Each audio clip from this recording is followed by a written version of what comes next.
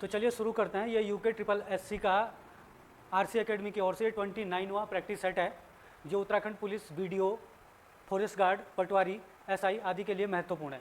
तो चलिए शुरू करते हैं ये प्रैक्टिस सेट, जिसमें आपके पास जो है 20 क्वेश्चन हिंदी के होंगे, 10 क्वेश्चन आपके रीजनिंग के हैं, 40 उत्तराखंड और 40 क्वेश्चन आपका जो है जीएस के होंगे इसमें, ठीक है। तो चलिए शुरू करते हैं यहाँ पे, बल्कि जो 10 क्वेश्चन रीजनिंग के है वो जीएस में ही काउंट आपके होंगे। तो चलो शुरू करते हैं। पहला प्रैक्टिस सेट है आपका, पहला क्वेश्चन है आपका कि गढ़वाली भाषा के शब्दों के लिए सही मिलान कीजिए। तो गढ़वाली भाषा के शब्दों के लिए हमने सही मिलान करना है। ओछोदो, गढ़वाली भाषा में जो ओछोदो शब्द है ये बरामदे के लिए यूज किया जाता है। जो घर का जो हमारा जो घर होता है, जैसा हमारा ये घर है ना, तो घर में जो ये बाहर जो बरामदा होता है, बरामदे के लिए जो यूज किया जाता है शब्द, उसको क्या कहते हैं? ओछोदो कहते हैं ना। ओडल जो है धूल भरी आंधी, जो मतलब जैसे आंधी होती है तो आंधी जब से धूल के साथ जो आंधी आती है उसे क्या कहते हैं? ओछोदो, ओडल कहते हैं धूल भरी आंधी को।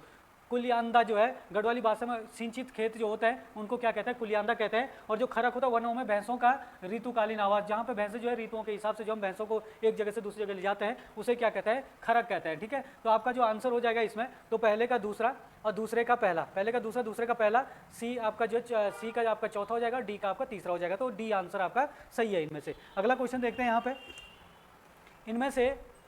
इनमें से गढ़वाली भाषा के लिए कौन सा सही है? गढ़वाली भाषा के लिए कौन सा सही है? नमी पोषक मिट्टी। नमी पोषक मिट्टी मतलब जिस मिट्टी में नमी रहती है ज़्यादा, उसे क्या कहते हैं? उस मिट्टी को क्या कहते हैं? छाछरो कहते हैं। उस मिट्टी को छाछरो कहते हैं, बिल्कुल सही कह रहा है।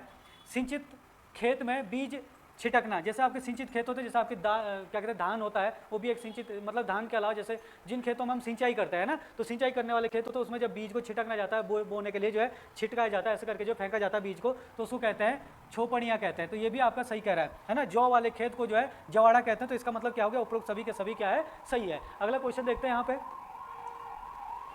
किस विद्वान ने जौनसारी बोली को हिमाचली बोली के करीब बताते हुए पश्चिमी पहाड़ी हिंदी की मुख्य रूप से बोली बताया है? भाई आपको जैसे पता होगा कि जो आपकी पहाड़ी हिंदी होती है, पहाड़ी हिंदी है ना, पहाड़ी हिंदी को जो है, पहाड़ी हिंदी की 3 बोलियां होती है ना। पहाड़ी हिंदी की कितनी बोलियां होती है? 3 बोलियां होती है। जैसे अगर हम उत्तराखंड की बात करें तो आपका जैसे सपोज ये उत्तराखंड है ना, ये उत्तराखंड, इधर आपका नेपाल आ जाता है और नेपाल के इधर आपका क्या आ जाता है? हिमाचल प्रदेश आ जाता है। तो जो उत्तराखंड के अंदर की जो बोलियां है, खास करके जैसे आपकी एक तो होगी इधर कुमाऊनी, एक होगी आपकी गढ़वाली, ये मध्यवर्ती पहाड़ी के अंतर्गत आती है ना, मध्यवर्ती पहाड़ी के अंतर्गत आती है। और जो नेपाली आती है वो पूर्वी पहाड़ी के अंतर्गत आती है और हिमाचली पश्चिमी पहाड़ी के अंतर्गत आती है। लेकिन जो आपकी ये वाली जौनसारी बोली यहाँ पे जो पश्चिमी गढ़वाल में जो आती है जौनसारी बोली, तो जौनसारी बोली को भी क्या कहा जाता है? पश्चिमी हिंदी के पश्चिमी पहाड़ी हिंदी के अंतर्गत लिया जाता है। और ये किसने कहा था? जॉर्ज ग्रियर्सन ने कहा था। तो यही चीज कह रहा हूं कि किस विद्वान ने जौनसारी बोली को हिमाचली बोली के करीब बताते हुए पश्चिमी पहाड़ी हिंदी की बोली मुख्य रूप से बताया, तो हिमाचली के करीब बताया, तो इसके पश्चिमी पहाड़ी आ गया आपका जॉर्ज ग्रियर्सन ने, है ना। अगला क्वेश्चन है मिलान करने वाला है।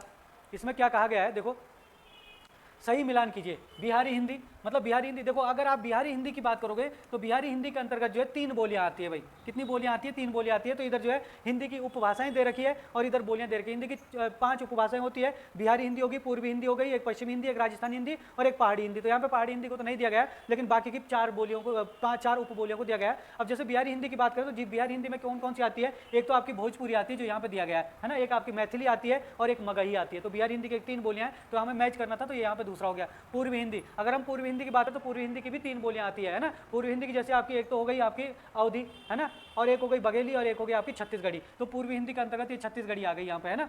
इसके अलावा राजस्थानी हिंदी की बोली की बात करें तो राजस्थानी हिंदी के अंतर्गत कौन सी आती है? राजस्थानी हिंदी की जो है, पूर्वी हिंदी की तो 3 होगी, राजस्थानी हिंदी की 4 बोलियां आती है।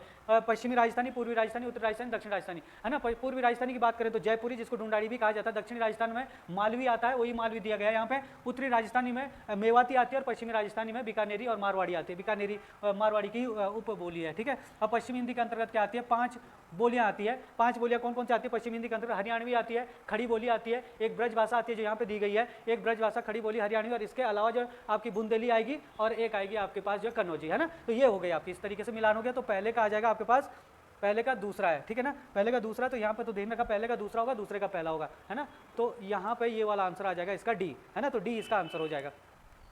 ये देखो, किसने कहा था कि ब्रजभाषा, बुंदेली और कन्नौजी एक ही बोली के 3 प्रादेशिक रूप है? देखो भाई यहाँ पे देखना, जो धीरेन्द्र शर्मा थे, है ना, धीरेन्द्र शर्मा जो एक हिंदी के बहुत बड़े विद्वान है, उन्होंने कहा था कि जो ब्रजभाषा है, बुंदेली है और खड़ी बोली है ना, ये मतलब कोई मुख्य रूप से कोई अलग से स्पेशल बोलियां नहीं है, बल्कि ये एक ही बोली के 3 प्रादेशिक रूप हैं। ये किसने कहा था? धीरेन्द्र शर्मा ने कहा था। तो डी इसका सही आंसर हो जाएगा।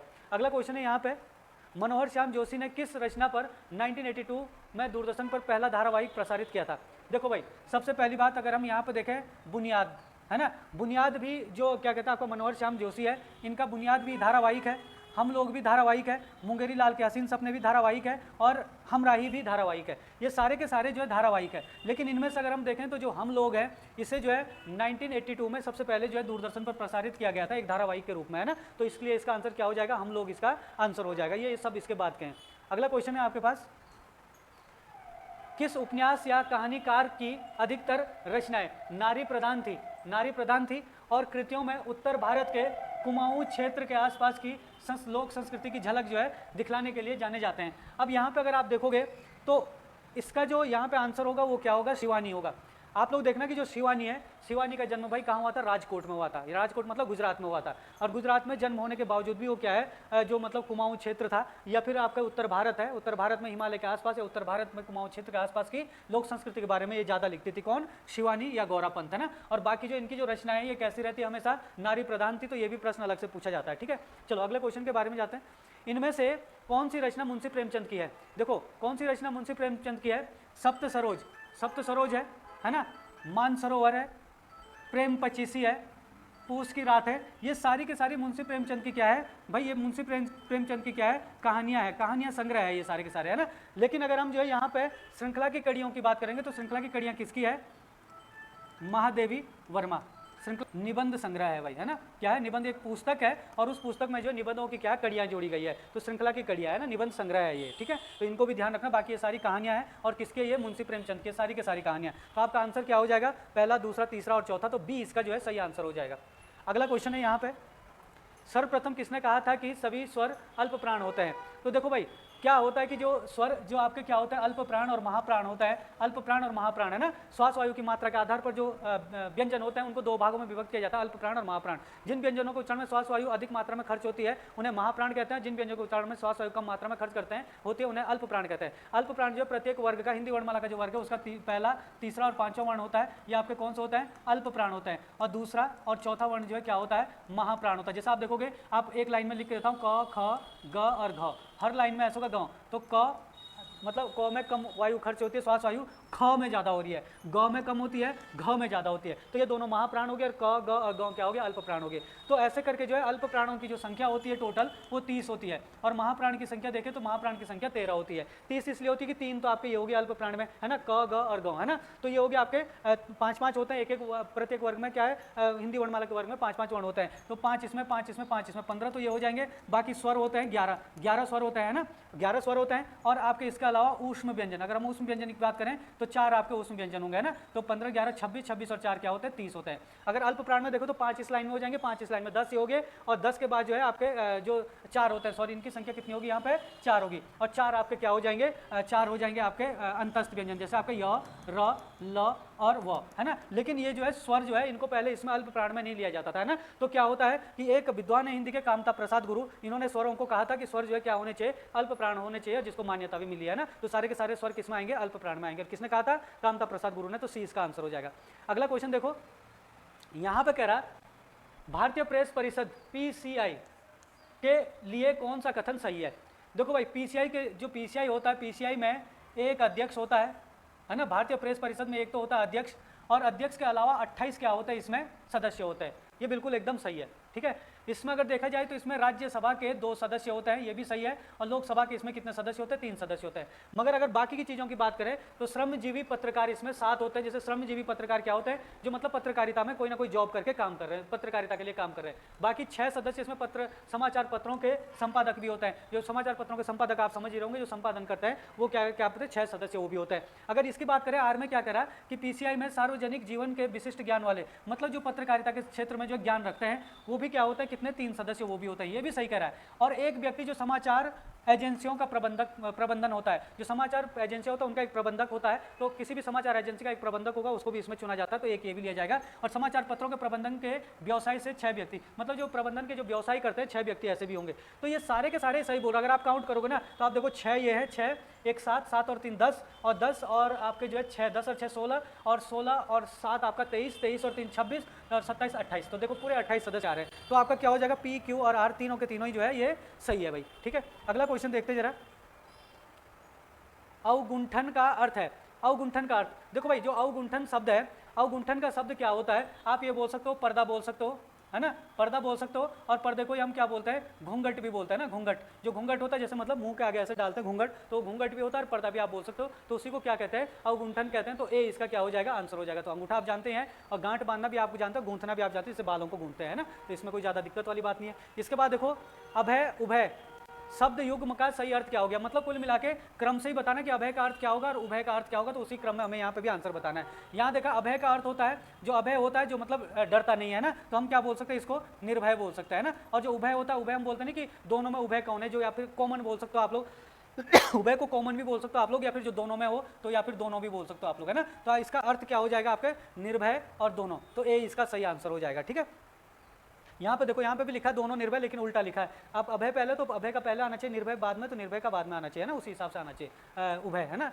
यहाँ पे देखो जरा, अगला क्वेश्चन है यहाँ पे, कौन सा शब्द बहुवचन में प्रयुक्त होता है, इनमें से कौन सा शब्द है जो बहुवचन में प्रयुक्त होता है। जैसे हम बात करेंगे शिशु की, तो शिशु हम बोलेंगे कि भाई शिशु आ रहा है, जैसे बच्चे वाला जो शिशु है, शिशु आ रहा है, तो एक वचन में, और शिशु का बहुवचन होगा शिशुओं, है ना। तो ये शिशु जो है क्या कहते हैं, बहुवचन में प्रयुक्त होता है ना। ये शिशु बहुवचन में प्रयुक्त नहीं हो रहा है यहाँ पे, लेकिन हम इसको कन्वर्ट करके बना सकते हैं, लेकिन अभी फिलहाल इसके हिसाब से आंसर नहीं है। आंसू की बात करेंगे तो आंसू का बहुवचन बहुत सारे लोग लगाते हैं आंसुओं, है ना, लेकिन आंसुओं जो है हमेशा याद रखना, जो आंसू होता है, आंसू होते हैं, हम ऐसे नहीं बोलते आंसू होता है, आंसू कभी भी एक नहीं होता, आंसू दो होते हैं, दो या दो से ज्यादा होता है, तो आंसू क्या होता है, हमेशा बहुवचन में प्रयुक्त किया जाता है ना। लेकिन भक्ति देखे कि मेरी भक्ति हो गई है ना, या फिर उसकी ग्रंथ, वह कौन सा ग्रंथ है, तो ये एक वचन है, ये भी एक वचन, ये भी एक वचन है, फिलहाल आंसू ही क्या है, बहुवचन है ना, तो आंसू हमेशा बहुवचन में ही यूज किया जाता है, तो इसका आंसर क्या हो जाएगा, बी हो जाएगा। अगला क्वेश्चन देखना, संचार के तत्वों का सही क्रम क्या है। अब देखो भाई, संचार के तत्वों का जो सही क्रम है वो क्या है, इनमें से यहाँ पे देखना, संचार के तत्व मतलब संचार क्या है, संचार का मतलब है कि जब हम लोगों तक अपनी बात को या अपने विचार को या अपने भावनाओं को बहुत सारे लोगों तक पहुंचाते हैं, तो उसको संचार कहते हैं। तो आप संचार में एक पत्र, मैसेज भी हो सकता है, एक पत्र भी हो सकता है ना, अपनी बात कैसे भी हम पहुंचा सकते हैं। तो सबसे पहले संचार में क्या होता है कि संचारक आता है, तो सबसे पहले क्या आता है, संचारक, यहाँ भी दिया हुआ, यहाँ पे भी दिया हुआ, यहाँ पे भी दिया हुआ। संचारक का मतलब होता है कि जो पत्र लिखने वाला या फिर पत्र भेजने वाला, जो पत्र भेजने वाला या लिखने वाला होता है उसको हम संचारक बोलते हैं ना। तो इसमें भी आ रहा संचारक, इसमें भी 3 में आ रहा। संचारक जब होगा, पहले कोई लिखने वाला तो होना चाहिए, पत्र को भेजने वाला होना चाहिए, उसके बाद वो पत्र को बनाएगा। जब कोई व्यक्ति पत्र को बनाता है तो उसको कहते हैं कूटीकृत करना, तो फिर पत्र को कूटीकृत करेगा, तो इसके बाद क्या आ जाएगा, कूटीकृत आ जाएगा, तो कूटीकृत आ जाएगा, तो फिर कूटीकृत आएगा। कूटीकृत होता है पत्र को बनाना, इसके बाद क्या आ जाएगा, संदेश। तो जब कूटीकृत कर देगा तो हमारा संदेश तैयार हो जाएगा, मतलब पत्र तैयार हो जाएगा। उसके बाद क्या होगा कि माध्यम, माध्यम मतलब आप पत्र को जो है किस माध्यम से भेज रहे हो, भेजने का कोई माध्यम होना चाहिए। कैसे कि जैसे आप जो है क्या करते हैं कि इंटरनेट से आप व्हाट्सएप में भेज सकते हो, आप ईमेल में भेज सकते हो, या फिर आप कहीं पोस्ट ऑफिस से पोस्ट करके भी भेज सकते हो, तो माध्यम बन जाएगा। माध्यम के बाद जो प्राप्त करता आएगा, मतलब प्राप्त करता कि जो पत्र को क्या है रिसीव करेगा, जिसके पास आपका पत्र जाएगा, व्हाट्सएप से करोगे तो जो रिसीव करेगा तो प्राप्त करता बन जाएगा, और आप डाक से भेजोगे तो जिसके पास वो पहुंचेगा वो प्राप्त करता हो जाएगा। फिर कूटानुवाद का मतलब होता है कि जो जिसके पास पत्र पहुंचता है वो जब उसको पढ़ के जो है उसका अर्थ लगाता है तो उसको कहते हैं कूटानुवाद। और लास्ट में प्रतिक्रिया का मतलब है जिसको फीडबैक भी बोलते हैं, मतलब उसके बदले जो है क्या करता वो फिर मतलब जवाब देता कि आपका बहुत अच्छा पत्र था, या फिर पत्र में कोई जवाब देना हो स्पेशल तो जवाब देना है, तो उसी को प्रतिक्रिया कहते हैं। याद रखना, जब तक किसी पत्र की प्रतिक्रिया ना दी जाए या फिर संदेश का प्रतिक्रिया ना दी जाए तब तक आपका संचार जो है कंप्लीट नहीं माना जाता, ये भी जरूर याद रखना। तो इसका डी आंसर हो जाएगा, तो यही आंसर है, बाकी और तो सब आगे पीछे दिए हुए हैं। संचार प्रक्रिया में उत्पन्न बाधा को क्या कहते हैं। देखो, संचार प्रक्रिया में उत्पन्न बाधा को कहते हैं, बाधा का मतलब है कि संचार, आपकी संचार प्रक्रिया चल रही है और वो डिस्टर्ब हो जाए बीच में, तो उसको क्या कहते हैं, बाधा कहते हैं। तो आपके जैसे आपका क्या है कि आप इंटरनेट के माध्यम से या व्हाट्सएप के माध्यम से किसी को मैसेज भेज रहे थे और आपका क्या हो जाता है, इंटरनेट क्या कहते हैं चले जाता है या स्लो चलता है, तो बाधा ही हो गई वो, है ना। तो आप उस समय जो पत्र नहीं भेज पाओगे, फिर आप अपना मैसेज नहीं भेज पाओगे, तो वो क्या कहेंगे, इंटरनेट की बाधा कहलाएगी। लेकिन उसी को इंटरनेट में जो बाधा आती है उसको नेट बाधा भी नहीं कहते, संचारी बाधा नहीं कहते, उसको कहते हैं शोर कहते हैं। तो याद रखना, इसका आंसर क्या हो जाएगा, शोर हो जाएगा। अगला क्वेश्चन देखिए जरा, वाक्य के गुणों में निम्नलिखित में नहीं है, मतलब इनमें से कौन सा एक वाक्य का गुण नहीं है। भाई याद रखना, वाक्य के गुण कई बार पूछा जाता है कि वाक्य के कितने गुण होते हैं, तो वाक्य के 6 गुण होते हैं। और योग्यता,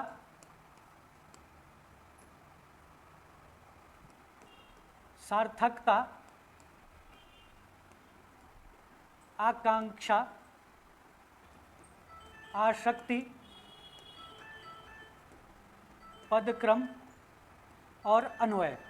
तो 6 जो हमने बताया यहाँ पे, ये क्या होते हैं, वाक्य के गुण होते हैं, है ना, वाक्य के गुण होते हैं। तो इसमें जो है क्या क्या, आकांक्षा भी है, क्रमबद्धता, ये देखो क्रमबद्धता दे रखा, पदक्रम या पद क्रमबद्धता एक ही चीज़ है, ये दे रखा आपके, सार्थकता दे रखा है, यहाँ पे सार्थकता है, लेकिन लयबद्धता दे रखा, लयबद्धता कुछ नहीं होता। जैसे लयबद्धता तो वाक्य में जो है लय का होना जरूरी नहीं होता है ना, बाकी ये सारी चीज़ें होनी चाहिए। इसको डिटेल में हम क्लास में बताएंगे आपको, तो अगर टाइम लगेगा तो वीडियो भी बना देंगे इसके ऊपर एक दिन, है ना। फिलहाल जो इसका आंसर क्या हो गया आपका, ए हो गया। अगला क्वेश्चन देखते हैं, नीचे दिए गए वाक्य में किसमें विराम चिन्हों का सही प्रयोग हुआ है। देखो भाई यहाँ पे अगर देखें, हाँ मैं सच कहता हूँ, अब यहाँ पे कोमा लगना चाहिए था, बाबूजी, फिर यहाँ पे कोमा लगना चाहिए था, माँ बीमार है इसलिए मैं नहीं आ गया, नहीं इसलिए मैं नहीं आया, नहीं आ गया, है ना। ऐसे तो चलो कोई बात नहीं, वाक्य जैसा भी लिख रहा है, लेकिन विराम चिन्ह को वो करना था हमने। हाँ मैं सच कहता हूँ, यहाँ पे भी विराम कोमा होना चाहिए था, और माँ बीमार है ये भी यहाँ पे भी होना चाहिए था, ये भी गलत है। हाँ मैं सच कहता हूँ, हाँ मैं सच कहता हूँ, देखो हाँ मैं सच कहता हूँ बाबूजी, हाँ मैं सच कहता हूँ बाबूजी, की के जगह यहाँ पे लगा सकते हैं, की के जगह भी लग जाता आपका ये विराम चिन्ह। माँ बीमार है इसलिए मैं नहीं गया, तो ये बिल्कुल एकदम सी जो है सही है ना। यहाँ पे भी देखो तो इसमें यहाँ पे जो है ये कोमा होना चाहिए था, यहाँ पे कोमा होना चाहिए था, तो ये भी गलत है, तो सी यहाँ पे सही हो जाएगा। इसके बाद अगला क्वेश्चन यहाँ पे देखो, अव्यय के कितने प्रकार होते हैं। भाई जो अव्यय होता है, अव्यय के जो प्रकार होते हैं, अव्यय आप लोग देखना जिनको हम क्या कहते हैं, अविकारी शब्द भी कहते हैं। एसआई के पेपर में आया था प्रश्न, अविकारी शब्द, जो अविकारी शब्द होते हैं उन्हें अव्यय कहते हैं, और ऐसे शब्द जिन्हें लिंग वचन काल और कारक के आधार पर परिवर्तित नहीं किया जा सकता है उन्हें क्या कहते हैं, आपका अव्यय या अविकारी कहते हैं। और जो अविकारी होते हैं वो कितने होते हैं, 4 होते हैं ना। एक होता है आपका जो आपके पास जो है, सबसे पहली बात तो क्रिया विशेषण होता है, क्रिया विशेषण अविकारी शब्द होता है। इसके बाद समुच्चय बोधक होता है, एक संबंध बोधक होता है, और एक विस्मय बोधक होता है, और एक इसके अलावा निपात होता है, ठीक है ना। तो निपात तो आपका 5वां हो गया, लेकिन जब भी कभी वाक्य के प्रकार पूछे तो निपात सही तो 5 होता है, लेकिन जब भी पूछेगा तो आपका आंसर क्या होगा, हमेशा 4 ही होगा, है ना। निपात को काउंट नहीं किया जाता, लेकिन पढ़ा जाता है, पहचानने के लिए पूछता है निपात को या अवधारक को। अगला क्वेश्चन है यहाँ पे, शब्द रचना के कितने प्रकार की होती है। शब्द रचना कितने प्रकार की होती है। शब्द रचना के मतलब यहाँ पे देखो थोड़ा सा क्या कहते हैं, क्वेश्चन को थोड़ा घुमा रखा, लेकिन मुझे लग रहा है आपको सबको आता होगा कि शब्द रचना कितने प्रकार की होती है। यहाँ पे क्या बोलना चाह रहा हो कि रचना या फिर बनावट, जिसको हम पढ़ते हैं ना बनावट, रचना या बनावट के आधार पर शब्दों के भेद, शब्दों के भेद, आपका वही चीज़ क्या है, आपकी शब्द रचना है ना। तो शब्द रचना कितने प्रकार से होती है, तो 3 प्रकार से होती है। एक होता है आपका रूढ़ शब्द, एक होता है यौगिक शब्द, और एक होता है योग रूढ़ शब्द, ठीक है ना। तो ये आपका हो गया। अगला क्वेश्चन है, प्रत्यय शब्द निर्मित है। प्रत्यय शब्द मतलब किससे बनता है, आप लोग यहाँ पे देखना प्रत्यय शब्द किससे बनता है। तो प्रत्यय शब्द का जो संधि विच्छेद होता है वो होता है प्रति प्लस अ, प्रति प्लस अ से मिलकर जो है प्रत्यय बना हुआ है। और इसमें जो संधि होगी वो कौन सी संधि होगी, यण संधि। क्यों, क्योंकि जहाँ पे जो है प्लस से पहले क्या कहता है आपका प्लस से पहले छोटी, बड़ी, छोटा ऊ, बड़ा ऊ और री आ जाए, और प्लस के बाद आपका कोई सा भी विजातीय वर्ण आ जाए, इसके अलावा कोई सा भी आ जाए, तो वहाँ पे कौन सी संधि होती है, यण संधि। यहाँ पे देखो प्लस से पहले तो आया यहाँ पे ई, और प्लस के बाद आया यहाँ पे ओ, तो यहाँ पे कौन सी संधि हो जाएगी, यण संधि, ठीक है। चलो अगला क्वेश्चन देखते हैं रीजनिंग का। देखना दिए गए चित्र में कितने त्रिभुज होंगे, दिए गए चित्र में कितने त्रिभुज होंगे। तो यहाँ पे देखना जब भी कभी इस टाइप का प्रश्न आपके पास आए तो आप लोग देखना, एक मैं यहाँ पे एक चीज़ बता रहा हूँ आपको कि जैसे ये वाला है ना, ये वाला है, तो इसमें ये तो एक ही है। जब भी कभी आपके पास इस टाइप से बन जाए ये वाला, ये तो आपके पास क्या होता है कि देखना आप लोग 1 2 3 4 तो बन गए ये, और एक आपका ये बाहर वाला होता है, तो ये कितने बन गए आपके 5। एक बाहर वाला हो गया तो कितने बन गए 5। तो हमेशा याद रखना कि जब भी कभी एक के अंदर एक, एक के अंदर एक, एक के अंदर एक ऐसे करके त्रिभुज बन जाए, तो जो जब एक के अंदर एक त्रिभुज बनेगा तो 4 तो वो बनाएगा और एक बाहर का हो जाएगा। उसके अंदर भी त्रिभुज बनेगा तो 4 वो हो जाएंगे और फिर एक सबसे बाहर का होगा ही। तो जैसे यहाँ पे देखो तो ये यहाँ पे सबसे अंदर का एक ही हो गया, तो 4 तो ये बनाएगा, फिर उसके बाहर जो है एक ये हो गया, 4 ये बनाएगा और एक आपका बाहर वाला बना देगा। तो कितना हो जाएंगे, 4 और 4 8 और 1 9, तो 9 इसका क्या हो जाएगा, आंसर हो जाएगा। अगला क्वेश्चन है, मतली का उपकाई दे रखा है तो जलने का क्या होगा। देखो मतली का मतलब क्या होता है कि हमारे जो पेट में एक हिसाब से पेट में बेचैनी होना, है ना, पेट में बेचैनी होना। तो पेट में जब बेचैनी होती है, या फिर आप ये बोल सकते हो उल्टी की शिकायत, है ना, उल्टी की शिकायत, या मतलब जब उल्टी आने वाली होती है तो पेट में जो बहुत ज़्यादा बेचैनी हो जाती है, और तो उसका जो है क्या कहते हैं, एक हिसाब से देखा जाए तो हम क्या बोल सकते हैं, उसको हम उबकाई भी बोल देते हैं, है ना। क्या बोलते हैं, उबकाई बोलते हैं ना, उबकाई।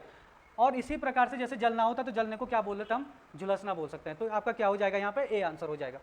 अगला क्वेश्चन है, ऐसा युग्म ज्ञात कीजिए जो निम्न युग्म के सादृश्य संबंध नहीं दर्शाता है। जो मतलब ये व्युत्पत्ति का क्या है शब्द है, तो ये इसके जैसा जो संबंध नहीं है दर्शाता इनमें, वो ढूंढना हमने। अब आप लोगों को व्युत्पत्ति से क्या होता है, व्युत्पत्ति क्या शब्द की रचना होती है, जैसे हम अभी देख रहे हैं क्या कहते हैं, रचना या बनावट के आधार पर जो शब्दों के भेद होते हैं उसको हम व्युत्पत्ति भी बोल सकते हैं। तो व्युत्पत्ति का मतलब होता है शब्दों, व्युत्पत्ति से हम शब्दों की रचना करते हैं।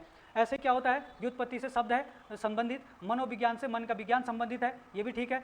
शरीर रचना विज्ञान से आपका शरीर, ये शरीर से संबंधित है। और पुरातत्व विज्ञान जो पुरावशेष से संबंधित है, लेकिन दर्शन जो है भाषा से संबंधित नहीं है। भाषा किससे संबंधित, व्याकरण होता है तो व्याकरण से भाषा संबंधित होता है ना, तो आपका क्या हो जाएगा, सी इससे संबंधित नहीं है, तो सी आपका आंसर हो जाएगा। अगला क्वेश्चन देखो यहाँ पे, ये देखिए जरा यहाँ पे क्या कह रहा है, यहाँ पे कह रहा है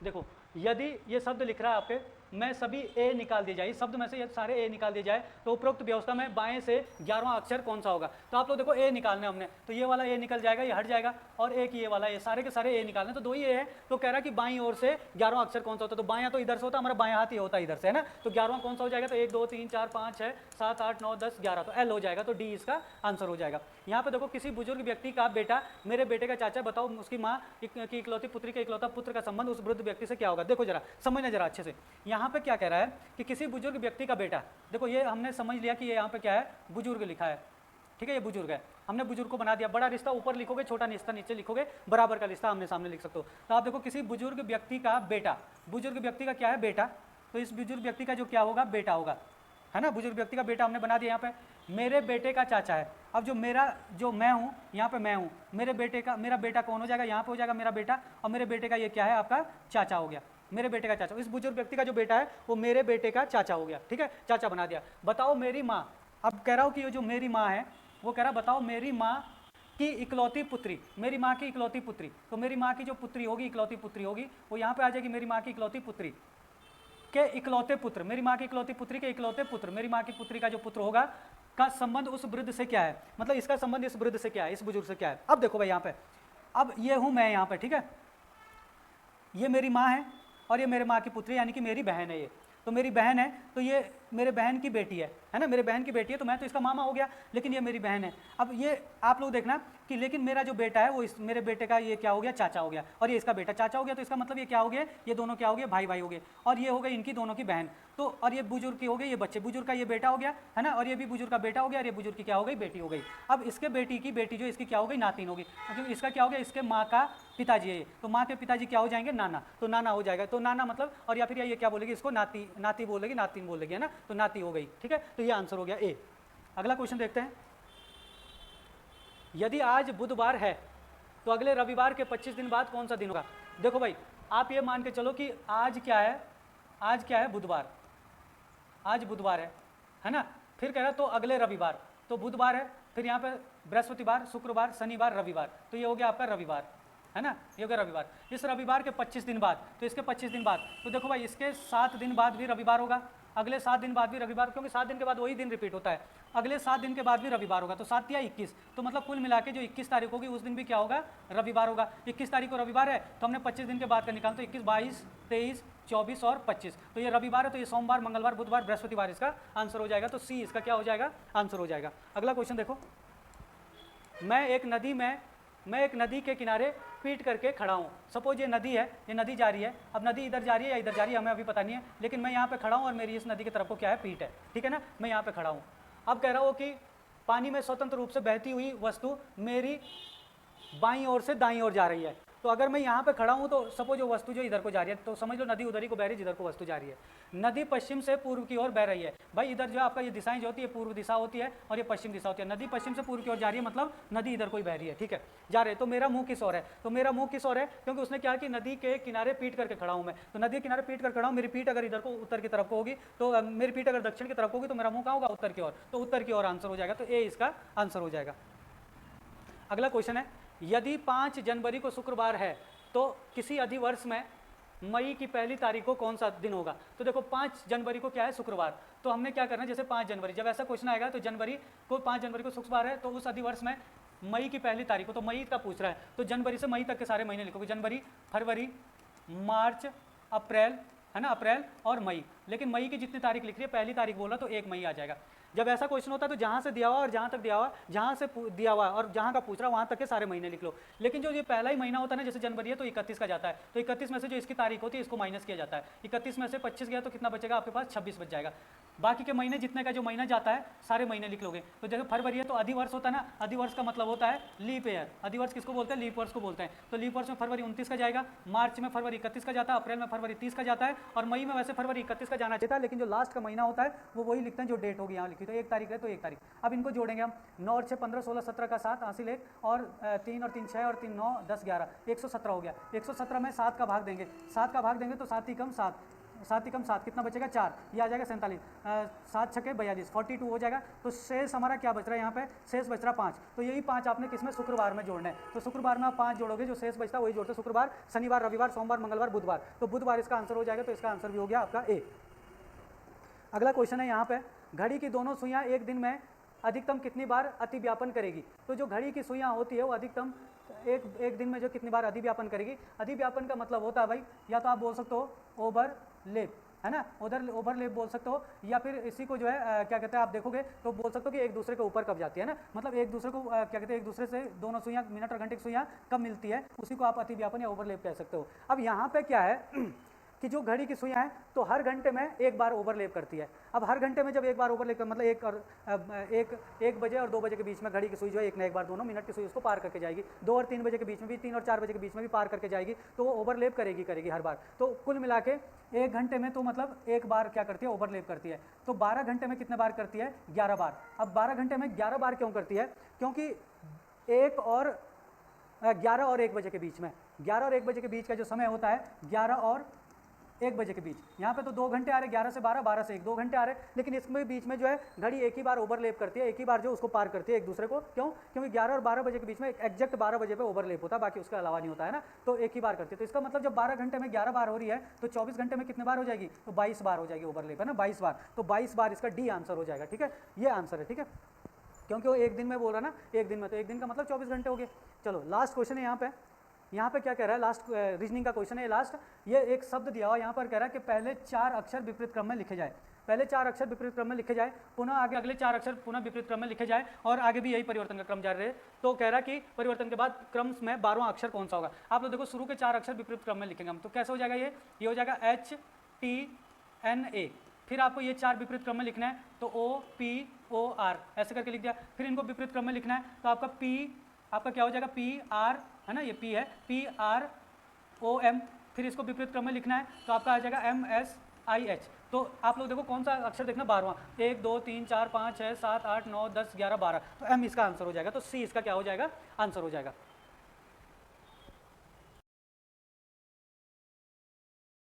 चलो स्टार्ट करते हैं उत्तराखंड के क्वेश्चन। देखो इस पेपर की जो पीडीएफ है वो आपको टेलीग्राम चैनल पे मिल जाएगी, लेकिन उसके लिए आपको टेलीग्राम चैनल ज्वाइन करना पड़ेगा, और उसका लिंक यहाँ पर दिया है वीडियो में, तो आप उसको ज्वाइन कर सकते हैं और वहाँ पर आपको इस पेपर की पीडीएफ मिल जाएगी। ठीक है, चलो यहाँ पे देखना 31 क्वेश्चन क्या बता रहा है कि स्थानीय मान्यताओं के अनुसार कौन सा स्थल गढ़वाल में, ठीक है, चलो ध्यान देना यहाँ पर, स्थानीय मान्यताओं के अनुसार कौन सा स्थल गढ़वाल में रामायण कालीन है। देखो रामायण काल का कौन कौन से स्थल है जो गढ़वाल में है, तो ये क्वेश्चन पूछ रहा है, तो यहाँ पर इसका आंसर हो जाएगा सभी। ठीक है, ऑप्शन डी, क्योंकि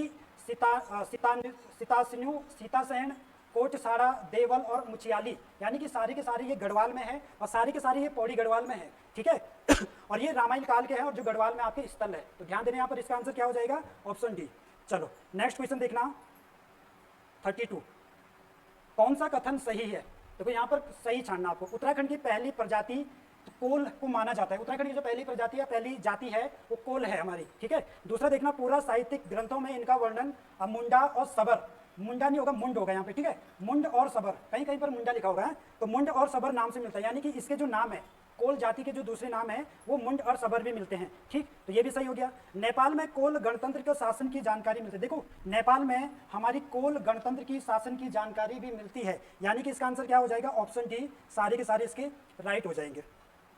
चलो नेक्स्ट क्वेश्चन देखना, क्षेत्रफल के घटते क्रम के आधार पर राज्य के निम्न जनपदों का सही क्रम। देखो यहाँ पर क्षेत्रफल में रो भी घटते क्रम में पूछ रहा है भाई, ठीक है, यानी कि सबसे ज्यादा क्षेत्रफल वाला आएगा, फिर उससे कम, फिर उससे कम। तो सबसे ज्यादा क्षेत्रफल वाला जिला है आपका चमोली, ठीक है, उसके बाद है उत्तरकाशी, उसके बाद पिथौरागढ़ और उसके बाद आपका पौड़ी जिला, यानी कि ऑप्शन सी इसका राइट हो जाएगा। अगर सबसे कम क्षेत्रफल वाला जिला पूछे तो सबसे कम क्षेत्रफल वाला जिला है चंपावत, ठीक है, उसके बाद है रुद्रप्रयाग, फिर आपका बागेश्वर और फिर आपका उधम सिंह नगर, ठीक है, सबसे कम और सबसे ज्यादा क्षेत्रफल वाले जिले। चलो नेक्स्ट क्वेश्चन देखना।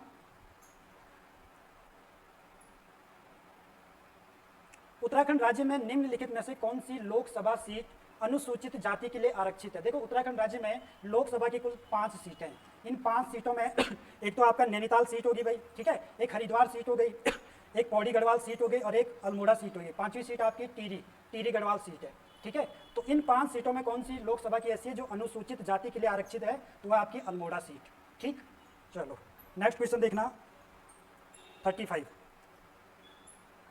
निम्नलिखित में कत्यूरी वंश से संबंधित गलत कथन चुनिए, ठीक है। चलो यहाँ पे देखना, यह उत्तराखंड का प्रथम ऐतिहासिक राजवंश है, ये तो सही हो जाएगा आपका। किरातों से संधि करी थी, यानी कि किरातों से संधि करने वाला कत्यूरी राजा आपका त्रिभुवन राजदेव है, ठीक है। पालों से संधि करने वाला राजा निम्बर देव है, ये भी सही हो जाएगा। देखो यहाँ पर गलत छाड़ना तो गलत हो जाएगा ऑप्शन डी। कत्यूरी वंश का जो द्वितीय परिवार का संस्थापक है वो आपका हो जाएगा निम्बर देव, ठीक है। जबकि इच्छड़ देव है आपका कत्यूरी वंश का जो तृतीय परिवार है, तृतीय परिवार का संस्थापक इच्छड़ देव हो जाएगा, तृतीय परिवार का संस्थापक हो जाएगा आपका इच्छड़ देव, ठीक है। तो ध्यान रखना, देखो 3 परिवार ने राज किया था आपके कत्यूरी वंश में, जब तक उनकी राजधानी होती है जोशीमठ के कार्तिकेयपुर में। उसके बाद जो प्रथम परिवार है उसके संस्थापक वसंत देव है, द्वितीय परिवार के संस्थापक निम्बर देव है और तृतीय परिवार के संस्थापक आपका इच्छड़ देव है। चलो नेक्स्ट क्वेश्चन देखना, निम्न में से कौन सा कथन सही है? देखो यहाँ पर सही छाड़ना आपको। सीमाओं की सुरक्षा करने वाला प्रांतपाल, सीमाओं की सुरक्षा करने वाला जो होता था उसे बोलते थे प्रांतपाल, तो ये सही हो गया आपका, ठीक है। दूसरा देखना गोलमिक, देखो गोलमिक कर लेने वाला अधिकारी नहीं होता था, गोलमिक होता था पैदल सेना का अधिकारी। पैदल जो सेना होती थी, पैदल सेना का अधिकारी, सबसे बड़ा अधिकारी अगर पूछे सैनिक अधिकारी, ठीक है, शॉर्ट में बोले सैनिक अधिकारी होता था गोलमिक। जबकि कर लेने वाले जो अधिकारी होते थे वो आपके सौल्किक होते थे और भौगिक होते थे। तो जो कर लेते थे वो सौल्किक या भौगिक किसमें? कत्यूरी शासन काल में। तो ध्यान रखना यहाँ पर भागीरथी और यमुना के मध्य का क्षेत्र, देखो जो सी ऑप्शन है ना, भागीरथी और यमुना के मध्य का क्षेत्र, यहाँ पे थोड़ा ध्यान देना। देखो ये आपका भागीरथी और यमुना के मध्य का क्षेत्र पूछ रहा है, ये कत्यूरी काल का। देखो कत्यूरी काल में कुल 5 जिले थे, कत्यूरी काल में 5 विषय थे और जिलों को उस समय कहा जाता था विषय, ठीक है। तो कत्यूरी काल में कितने जिले थे? 5, ठीक है। और 5 जिलों में देखो एक जिला था आपका टंकणपुर जिला, टंकणपुर विषय, एक जिला था आपका ऐसाल विषय, ठीक है। एक जिला था आपका मायापुर विषय, ठीक है। और एक जिला था आपका अंतरंग विषय और एक जिला था आपका कार्तिकेयपुर विषय, ठीक है। तो ये 5 जिले थे कार्तिकेयपुर विषय। कत्यूरी काल में कुल कत्यूरी काल कितने जिलों में बनता था? 5 जिलों में, ठीक है। तो ये 5 जिले कहाँ कहाँ थे? देखो टंकणपुर जो जिला था ये आपका अलकनंदा और भागीरथी का जहाँ पे संगम होता है उससे ऊपर वाला जो क्षेत्र है वो आपका टंकणपुर, यानी कि उत्तरकाशी, टिहरी और चमोली वाला आधा क्षेत्र ये टंकणपुर जिला था। ऐसाल विषय जौनसार वाला क्षेत्र था। तो यहाँ पर क्या पूछा है? भागीरथी और यमुना के मध्य का क्षेत्र, यहाँ पर मायापुर नहीं हो जाएगा यहाँ पर हो जाएगा ऐसाल जिला आ जाएगा, ठीक है। जो भागीरथी और यमुना के बीच का क्षेत्र यानी कि जौनसार वाला क्षेत्र कौन सा जिला था? ऐसाल विषय। जबकि मायापुर जो विषय था ये हरिद्वार और तराई वाला क्षेत्र था, हरिद्वार और तराई वाला क्षेत्र, वहां पर कौन सा जिला था? मायापुर विषय था, ठीक है। तो ये गलत हो गया आपका। अलकनंदा व भागीरथी के मध्य का जो क्षेत्र है वो कार्तिकेयपुर विषय नहीं था, वो आपका था अंतरंग विषय, अंतरंग जिला या अंतरंग विषय। जबकि कार्तिकेयपुर जो विषय था ये आपका जोशीमठ से लेकर और गोमती तक का क्षेत्र, गोमती नदी बागेश्वर में जोशीमठ से गोमती तक का क्षेत्र कौन सा विषय था? कार्तिकेयपुर विषय। जौनसार वाला क्षेत्र यमुना और भागीरथी के बीच का क्षेत्र ऐसाल विषय। अलकनंदा और भागीरथी के संगम से ऊपर वाला क्षेत्र वो आपका हो गया टंकणपुर विषय, ठीक है। और अलकनंदा और भागीरथी के मध्य का क्षेत्र हो गया आपका अंतरंग विषय। और तराई और हरिद्वार का क्षेत्र कौन सा हो गया आपका? मायापुर विषय। तो ये 5 जिले थे, ठीक है। तो यहाँ पर क्या छानना था भाई आपको? देखो सही छानना था आपको, तो सही क्या हो जाएगा यहाँ पर? सही हो जाएगा ऑप्शन ए, सही यहाँ पर ऑप्शन ए हो जाएगा, ठीक है। चलो नेक्स्ट क्वेश्चन देखना, निम्नलिखित में से गलत कथन छानना है। तो यहाँ पर किले दिए, खगमरा किला जो अल्मोड़ा में है वो बनाया था आपका भीष्मचंद्र ने, ठीक है ये, ठीक है। लाल मंडी किला भी अल्मोड़ा में है और ये भी किसने बनाया था? कल्याण चंद ने। राजगुंगा किले का निर्माण ये किया था सोमचंद ने, सोमचंद। और ये है आपका चंपावत में, ठीक है, तो ये गलत हो जाएगा आपका ऑप्शन सी। जबकि बाणासुर का किला है, बाणासुर नामक दैत्य ने बनाया था और ये लोहा घाट चंपावत में है, लोहा घाट। और इस किले को बोला जाता है मारकोट के नाम से।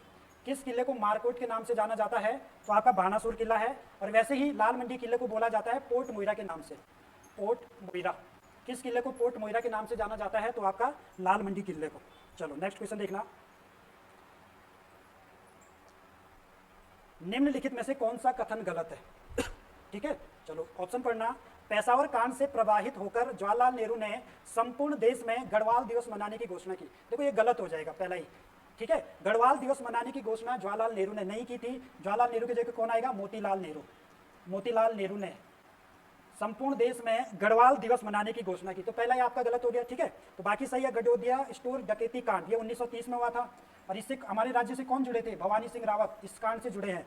सोमेश्वर में अल्मोड़ा गांधी आश्रम की स्थापना शांतिलाल त्रिवेदी ने की थी, ठीक है, तो ये भी ध्यान रखना। अल्मोड़ा में डिबेटिंग क्लब की स्थापना 1870 में अल्मोड़ा में डिबेटिंग क्लब 1870 में बना, ठीक है।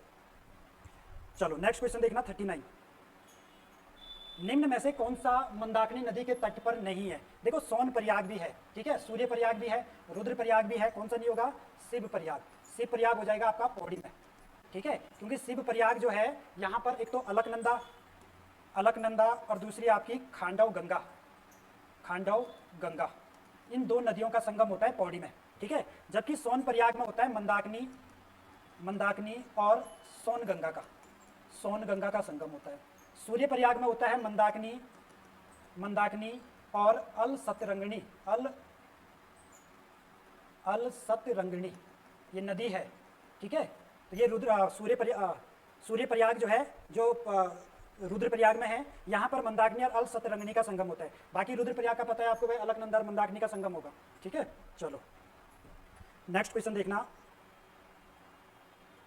निम्न में से सही कथन चुनना है आपको। देखो सही कथन में देखना, खुरपाताल की आकृति जानवरों के खुर के समान है, ठीक है भाई। खुरपाताल आपका नैनीताल में है, नैनीताल। षष्ठ कोणीय ताल डोडी ताल है जो उत्तरकाशी में, ये भी ठीक हो जाएगा, ठीक है, सही छाड़ना आपको है। सात ताल कुमाऊं का सबसे बड़ा ताल, देखो सात ताल कुमाऊं का सबसे बड़ा ताल नहीं है, सात ताल कुमाऊं का सबसे बड़ा ताल भीमताल है। झिलमिल ताल कुमाऊं का सबसे गहरा ताल, देखो झिलमिल ताल आपका सबसे गहरा ताल नहीं है। झिलमिल ताल कहाँ है? चंपावत में है। सबसे गहरा ताल है नोकुचिया ताल, और नोकुचिया ताल ये आपका नैनीताल में है, ठीक है, सबसे गहरा ताल। तो यानी कि यहाँ पर सही हो जाएगा 1 और 2, यानी कि ऑप्शन बी। चलो नेक्स्ट क्वेश्चन देखना 41। निम्न में से कौन सा सही सुमेलित है? देखो जोराई बुग्याल पिथौरागढ़, देखो जोराई बुग्याल आपका है टिहरी में, टिहरी। पिथौरागढ़ में कौन सा बुग्याल है? जोहार बुग्याल, जोहार होगा यहाँ पर, जोहार बुग्याल, ठीक है। जोराई पूछे तो टिहरी में है। राहाली बुग्याल आपका पिथौरागढ़ में है, पिथौरागढ़। खुश कल्याण बुग्याल आपका उत्तरकाशी में है, उत्तरकाशी, ठीक है। बाकी सही आपका हो जाएगा बगजी बुग्याल, ये आपका चमोली जिले में है। चलो नेक्स्ट क्वेश्चन देखना 42। निम्नलिखित में से कौन सा विकल्प सही है? ठीक है, सही छानना आपको यहाँ पर देखना। राजाजी राष्ट्रीय उद्यान 3 जनपदों में स्थित, देखो 3 जनपदों में है आपका, पौड़ी हो गया, हरिद्वार हो गया, देहरादून हो गया, ठीक है। गोविंद राष्ट्रीय उद्यान सबसे बड़ा नेशनल पार्क, देखो गोविंद राष्ट्रीय उद्यान नहीं है, सबसे बड़ा नेशनल पार्क है Gangotri national park, Gangotri national park, जो कि आपका कहाँ पर है? उत्तरकाशी में है। 2390 उसका क्षेत्रफल है, 2390, ठीक है, उत्तरकाशी में। फूलों की घाटी राष्ट्रीय उद्यान सबसे छोटा राष्ट्रीय उद्यान, ये सही हो जाएगा भाई। 6 राष्ट्रीय उद्यानों में सबसे छोटा है फूलों की घाटी, सबसे बड़ा है क्षेत्रफल में है गंगोत्री, ठीक है। नंदा देवी राष्ट्रीय उद्यान अल्मोड़ा, देखो नंदा देवी राष्ट्रीय उद्यान आपका चमोली में है, जिसकी स्थापना आपकी कब हुई थी? 1982 में बना था ये। तो यानी कि आपका विकल्प सही है। देखो 1 और 3 सही है, 1 और 3 यानी कि ऑप्शन ए इसका राइट आंसर हो जाएगा। चलो नेक्स्ट क्वेश्चन देखना, निम्न में से कौन सा हिमनद चमोली जिले में स्थित नहीं है? देखो दूनागिरी ग्लेशियर भी है, हिपराबामक भी है, बद्रीनाथ ग्लेशियर भी है, रालम नहीं है। रालम आपका हो जाएगा कहाँ पर? पिथौरागढ़ में हो जाएगा, पिथौरागढ़।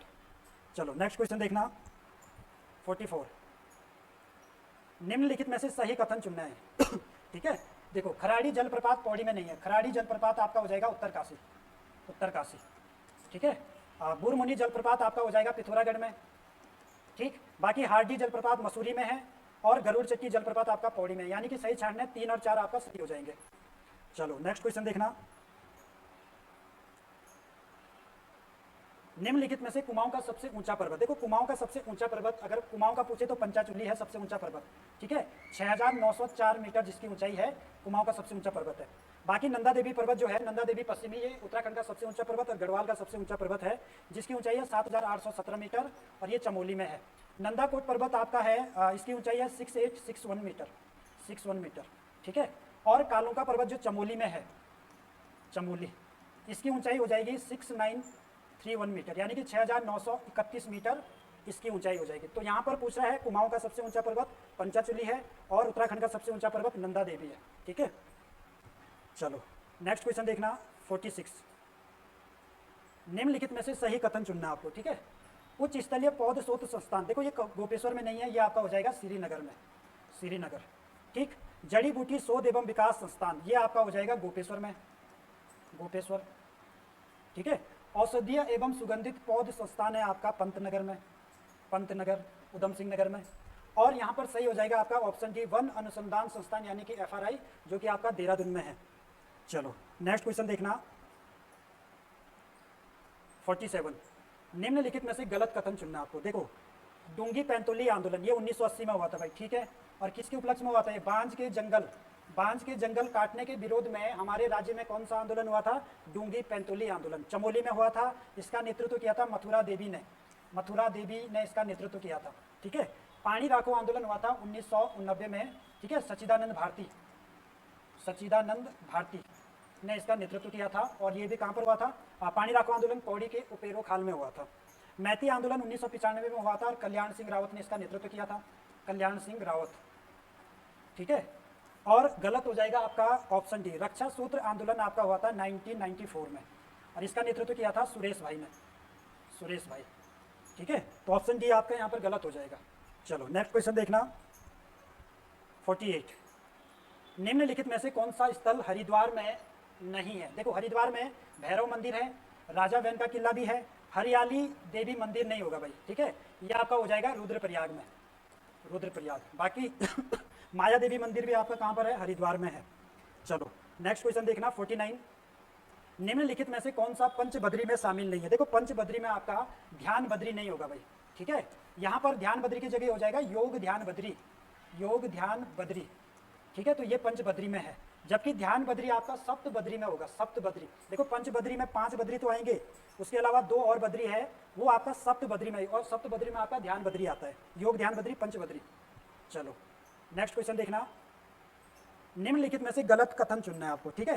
राज्य में राहु का एकमात्र मंदिर पैठानी पौड़ी में है, सही हो जाएगा ये। राज राजेश्वरी मंदिर का निर्माण किया था अजयपाल ने, ठीक है। देवलगढ़ में इसका निर्माण किया था, पौड़ी में, देवलगढ़, ठीक। शंभु निशंभु नामक पर्वत के पास नीलकंठ महादेव मंदिर है, ये सही हो जाएगा भाई आपका, ठीक है। कौन से पर्वत के पास? शंभु और निशंभु पर्वत। दुगड्डा शहर को धनीराम मिश्र ने बसाया था, यानी कि यहाँ पर सारे के सारे ऑप्शन आपका सही हो जाएंगे, ऑप्शन डी। चलो नेक्स्ट क्वेश्चन देखना 51। निम्नलिखित में से गलत कथन चुनना आपको, ठीक है। गर्जिया देवी मंदिर कोसी नदी के किनारे रामनगर में स्थित है। देखो गर्जिया देवी मंदिर कोसी नदी के किनारे है और कहाँ पर? रामनगर यानी कि नैनीताल में है। ग्वेल या गोलू देवता मंदिर गोलाखाल नैनीताल में, ये भी सही हो जाएगा। हल्द्वानी शहर को रेमजे के द्वारा 1834 में बसाया गया। देखो ये गलत हो जाएगा, ऑप्शन सी। हल्द्वानी शहर को बसाया था ट्रेल ने और 1834 में, ठीक है। जबकि रेमजे के द्वारा रामनगर को बसाया गया था, रामनगर को बसाया गया था रेमजे के द्वारा 1850 में, ठीक है। अच्छा, आर्य समाज मंदिर रामनगर नैनीताल में। देखो आर्य समाज मंदिर भारत का पहला आर्य समाज मंदिर है जिसका निर्माण किया था 1875 में, ठीक है। गजानंद छिमवाल के द्वारा इस मंदिर को बनाया गया था, ठीक है। अच्छा इसका आंसर क्या आ जाएगा? Option C. चलो नेक्स्ट क्वेश्चन देखना 52। निम्नलिखित में से सही कथन चुनना है। जागेश्वर मंदिर समूह का सबसे बड़ा मंदिर अच्छा, जागेश्वर मंदिर समूह राज्य का सबसे बड़ा मंदिर समूह है, ठीक है। यहाँ से रूपगंगा नदी, देखो ये गलत हो जाएगा, रूपगंगा नहीं होगी। जागेश्वर मंदिर समूह है जटागंगा के किनारे, जटागंगा नदी जो है ये है जागेश्वर मंदिर समूह के पास, ठीक है। रूपगंगा आपकी रूपकुंड से निकलती है, रूपकुंड चमोली में है, वहां से कौन सी नदी निकलती है? रूपगंगा निकलती है, ठीक है। जागेश्वर मंदिर समूह का सबसे प्राचीन मंदिर गुज्जरदेव मंदिर। देखो जागेश्वर मंदिर समूह का सबसे प्राचीन मंदिर है महामृत्युंजय मंदिर, महामृत्युंजय मंदिर सबसे प्राचीन मंदिर है। गुज्जरदेव मंदिर द्वाराहाट मंदिर समूह, द्वाराहाट मंदिर समूह का सबसे बड़ा मंदिर है। द्वाराहाट मंदिर समूह जो अल्मोड़ा में है उसका सबसे बड़ा मंदिर है गुज्जर देव मंदिर, जबकि जागेश्वर मंदिर समूह इसका सबसे प्राचीन मंदिर हो जाएगा आपका महामृत्युंजय मंदिर। ठीक है, द्वाराहाट मंदिर समूह को हिमालय की द्वारिका के नाम से जाना जाता है, ये सही हो जाएगा।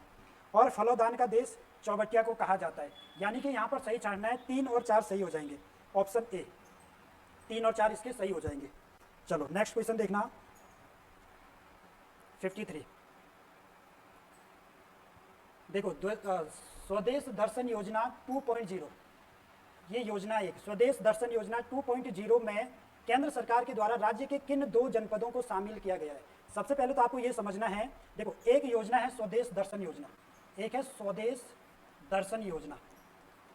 ठीक है, ये योजना है 2016-17 की, 2016-17 की, जबकि जो ये योजना है स्वदेश दर्शन 2.0 योजना ये 2023 की है, ये दूसरी है।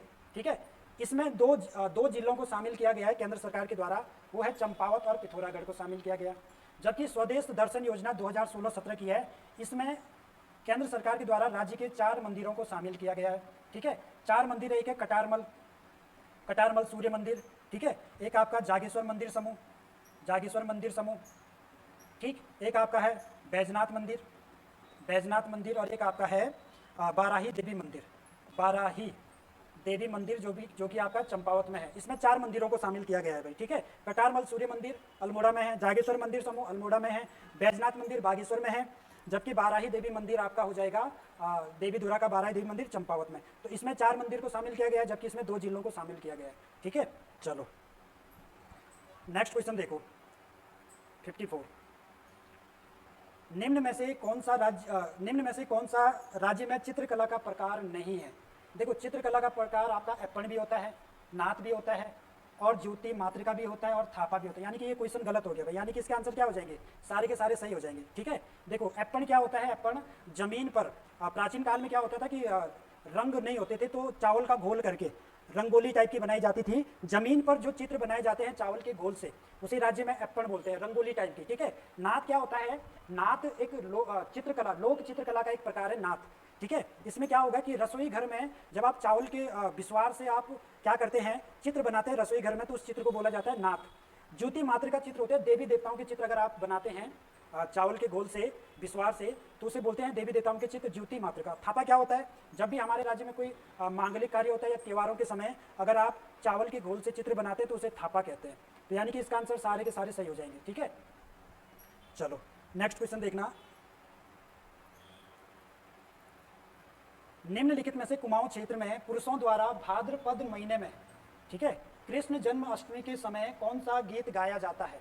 तो उस गीत का नाम है भाई फुलखेल गीत। ठीक है, फुलखेल गीत, और ये कुमाऊं में प्रसिद्ध है। ठीक है, पुरुषों के द्वारा, और ये गीत रामायण पर आधारित है। ठीक, चलो हुड़किया बॉल गीत कृषि गीत है, कृषि गीत। बैर गीत कुमाऊं में होता है, कुमाऊं में गाया जाता है भाई, और ये तर्क प्रधान, कुमाऊं का तर्क प्रधान नृत्य गीत है। ठीक है, बैर गीत कुमाऊं में तर्क प्रधान, यानी कि एक तर्क प्रधान यानी कि जब प्रश्न करते हैं, एक उधर होगा गाने वाला, एक इधर साइड होगा, तो दोनों आपस में प्रश्न करते हैं, तर्क करते हैं। ठीक है, गीत के माध्यम से। न्योले गीत आपका हो जाएगा वन गीत। चलो नेक्स्ट क्वेश्चन देखो। राज्य में घी संक्रांति को किस नाम से जाना जाता है। देखो राज्य में जो घी संक्रांति है इसको जाना जाता है भाई आपका, राज्य में घी संक्रांति को जाना जाता है आपका ओलिया के नाम से। ठीक है, जबकि गुगतिया को जाना जाता है मकर संक्रांति के नाम से। मकर संक्रांति के नाम से राज्य में क्या किसे जाना जाता है, गुगतिया को, और घी संक्रांति ओलिया। हरेला पर्व सावन के महीने में होता है। ठीक है, फुल संक्रांति यानी कि फुलदेई जो त्यौहार होता है, फुलदेई जो त्यौहार होता है, और ये होता है चैत के महीने में। ठीक है, चैत के महीने में होने वाला फुलदेई, इसको किस नाम से जाना जाता है, चैत के महीने में फुल संक्रांति। ठीक है, चलो नेक्स्ट क्वेश्चन देखना 57। निम्नलिखित में से कौन सा मेला अल्मोड़ा में नहीं लगता है। देखो अल्मोड़ा में कौन सा मेला नहीं लगता है, गणनाथ मेला लगता है अल्मोड़ा में, नंदा देवी मेला भी लगता है, सोमनाथ मेला भी लगता है। कौन सा मेला नहीं लगता है, थल मेला। ये आपका ये लगता है बालेश्वर थल मंदिर में, बालेश्वर थल मंदिर जो कि पिथौरागढ़ में। देखो एक बालेश्वर मंदिर है चंपावत में, और एक बालेश्वर थल मंदिर है, ये पिथौरागढ़ में है, और यहाँ पर थल मेला लगता है। थल मेला आपका जलियांवाला बाग हत्याकांड के उपलक्ष्य में लगता है, और इस मेले की शुरुआत हुई थी 13 अप्रैल 1940 को। देखो 13 अप्रैल को क्या हुआ था, 13 अप्रैल 1919 को जलियांवाला बाग हत्याकांड हुआ था अमृतसर में। तो उसके उपलक्ष्य में हमारे राज्य में कौन सा मेला लगता है, थल मेला, और इसकी शुरुआत 13 अप्रैल 1940 को हुई थी। ठीक है। सोमनाथ मेला अल्मोड़ा में लगता है, पशुओं का मेला, इसमें पशुओं का क्रय विक्रय किया जाता है। तो राज्य में सबसे बड़ा पशुओं का मेला सोमनाथ मेला। राज्य का सबसे बड़ा मेला पूछे तो उत्तरायणी मेला। ठीक है। और राज्य का सबसे बड़ा व्यावसायिक मेला तो आपका जौलजीबी मेला पिथौरागढ़ में हो जाएगा। चलो नेक्स्ट क्वेश्चन देखना। राज्य में चरवाहों व कृषकों का उत्सव के नाम से जाना जाता है हिल यात्रा को। हिल यात्रा को जाना जाता है, और ये होती है भाई आपकी पिथौरागढ़ में। हिल यात्रा जो शब्द है ये दिया था नेपाल की देन है। क्वेश्चन आया था एक बार, हिल यात्रा उत्सव या हिल यात्रा शब्द किसकी देन है, नेपाल की है। और इसमें क्या होता है भाई कि हिल यात्रा ये आपका वर्षा ऋतु की समाप्ति पर होता है ये। ठीक है। और शीत ऋतु जब आती है उससे पहले और वर्षा ऋतु की समाप्ति पर आपके हिल यात्रा होती है। मुखौटा नृत्य होता है इसमें, रामायण में भी होता है मुखौटा नृत्य। ठीक है। इसमें पात्र बनते हैं, 3 पात्र, आपको बहुत सारे बनते हैं लेकिन 3 याद रखना। एक है लखिया भूत, लखिया भूत पात्र है। ठीक है। और आपका है गलिया बल्द, गलिया बल्द एक पात्र होता है, और एक आपका धब्बे धब्बे वाला हिरन होता है। ठीक है। तो एक हिरन टाइप का एक पात्र होता है, अभी याद नहीं आ रहा मुझे। तो ये धब्बे धब्बे वाला हिरन एक होता है गलिया बल्द, और एक होता है आपका लखिया भूत, गलिया बल्द और हरिण चित्तल। ठीक है। तीसरा पात्र जो है वो है हरिण चित्तल। हरिण चित्तल, हरिण चित्तल का मतलब है धब्बे धब्बे वाला हिरन। तो ये 3 पात्र मुख्य पात्र होते हैं। ठीक है। लखिया भूत का मतलब है भगवान शिव का एक गण टाइप का होता है, उसको बनाते हैं। गलिया बल्द यानी कि आलसी बैल, और हरिण चित्तल यानी कि धब्बे धब्बे वाला हिरन। ठीक है। पिथौरागढ़ में फेमस है। नोटा उत्सव होता है भाई आदि बद्री में, आदि बद्री यानी कि चमोली में होता है। और ये उत्सव आपका पाषाण युद्ध के लिए फेमस है। देखो पाषाण युद्ध के लिए आपका 3 चीजें ध्यान रखना। एक आपका देवी दुर्गा का मेला होता है, पाषाण युद्ध के लिए प्रसिद्ध है। और एक आपका अल्मोड़ा में होता है एक मेला। ठीक है। पाटिया, अल्मोड़ा में एक जगह पाटिया, पाटिया का मेला होता है, वो भी पाषाण युद्ध के लिए फेमस है। और एक आपका चमोली का नोटा उत्सव जो है, इसमें भी पाषाण, इसमें भी पत्थरों से वर्षा करते थे प्राचीन समय में, लेकिन अब आजकल ऐसा कुछ होता नहीं है। फिर भी ध्यान रखना पाषाण युद्ध के लिए फेमस है नोटा उत्सव। ठीक है। आदि बद्री चमोली में लगता है। बाकी रामायण उत्सव आपका चमोली में होता है भाई। रामायण के बारे में कई बार बता रखा है। ठीक है। रामायण पर आधारित है, मुखौटा नृत्य के लिए प्रसिद्ध है। संवाद विहीन ये उत्सव है आपका रामायण, और इसको 2009 में विश्व धरोहर सूची में शामिल किया गया था, और लोगों के सामने इसको रखा था कुशाल सिंह भंडारी ने। ठीक है। रामायण उत्सव। बाकी खकोटी उत्सव या इसको बोला जाता है गेंदी उत्सव, गेंदी उत्सव ये पौड़ी में होता है भाई आपका। ठीक है। पौड़ी में होता है खकोटी उत्सव या फिर गेंदी उत्सव। चलो नेक्स्ट क्वेश्चन देखना 59। निम्न में से कौन सा आभूषण सिर पर नहीं पहना जाता है? तो शीश फूल पहनते हैं, मांग टीका पहनते हैं, बीरा वाली भी पहनते हैं। तिलहरी नहीं पहनेंगे, तिलहरी आपका गले में पहना जाता है। ठीक है। गले का आभूषण है। गुलबंद हो गया, तिलहरी हो गया, रामनवमी हो गया आपकी, चरियो हो गया आपका। ठीक है। बलडंग हो गया, ये सारी के सारे आपके गले के आभूषण है। चलो नेक्स्ट क्वेश्चन देखो। लोक कला संस्थान, देखो लोक कला संस्थान आपका अल्मोड़ा में हो जाएगा। ठीक है। अल्मोड़ा में लोक कला संस्थान। चलो नेक्स्ट क्वेश्चन देखो। निम्नलिखित में से कौन सा सही कथन है? सही कथन चुनना आपको। देखो राज्य का लिंगानुपात 963 है, सही हो जाएगा। जनघनत्व कितने राज्य का? 189 है। साक्षरता राज्य की कितनी है? 78.82% है। और जनसंख्या वृद्धि दर 18.81%, यानी कि इसका आंसर हो जाएगा सभी सारे सही है। ठीक है। लिंगानुपात में हमारे राज्य का जो देश में स्थान है वो है 13वें नंबर पर आता है। ठीक है। जनघनत्व में हमारे राज्य का स्थान पूरे भारत में 25वें नंबर पर है। साक्षरता में आपका 17वें नंबर पर आएगा हमारा राज्य, और जनसंख्या वृद्धि दर में आपका हो जाएगा 18वें नंबर पर। ठीक है। चलो नेक्स्ट क्वेश्चन देखना। निम्नलिखित में से गलत कथन चुनना है। बागनाथ देवता की पूजा राजी जनजाति करती है। ठीक हो जाएगा भाई। राजी जनजाति बागनाथ देवता की पूजा करती है, और इनका सबसे आराध्य देवता बागनाथ है। साकरिया देवता की पूजा बुक्सा जनजाति के लोग करते हैं, ये भी सही हो जाएगा भाई। ठीक है। भूमियाल देवता की पूजा थारू जनजाति को, भूमियाल देवता की पूजा करती है भोटिया जनजाति, भोटिया जनजाति करती है भूमियाल देवता की पूजा। थारू जनजाति करती है भूमिया देवता, भूमिया होगा वो, भूमियाल नहीं होगा, भूमिया देवता। भूमिया देवता की पूजा पूछे तो थारू जनजाति, यानी कि यहाँ पर गलत छानना है, ऑप्शन सी गलत हो जाएगा। मासू देवता की पूजा जौनसारी जनजाति करती है, सही हो जाएगा आपका। चलो नेक्स्ट क्वेश्चन देखो 63।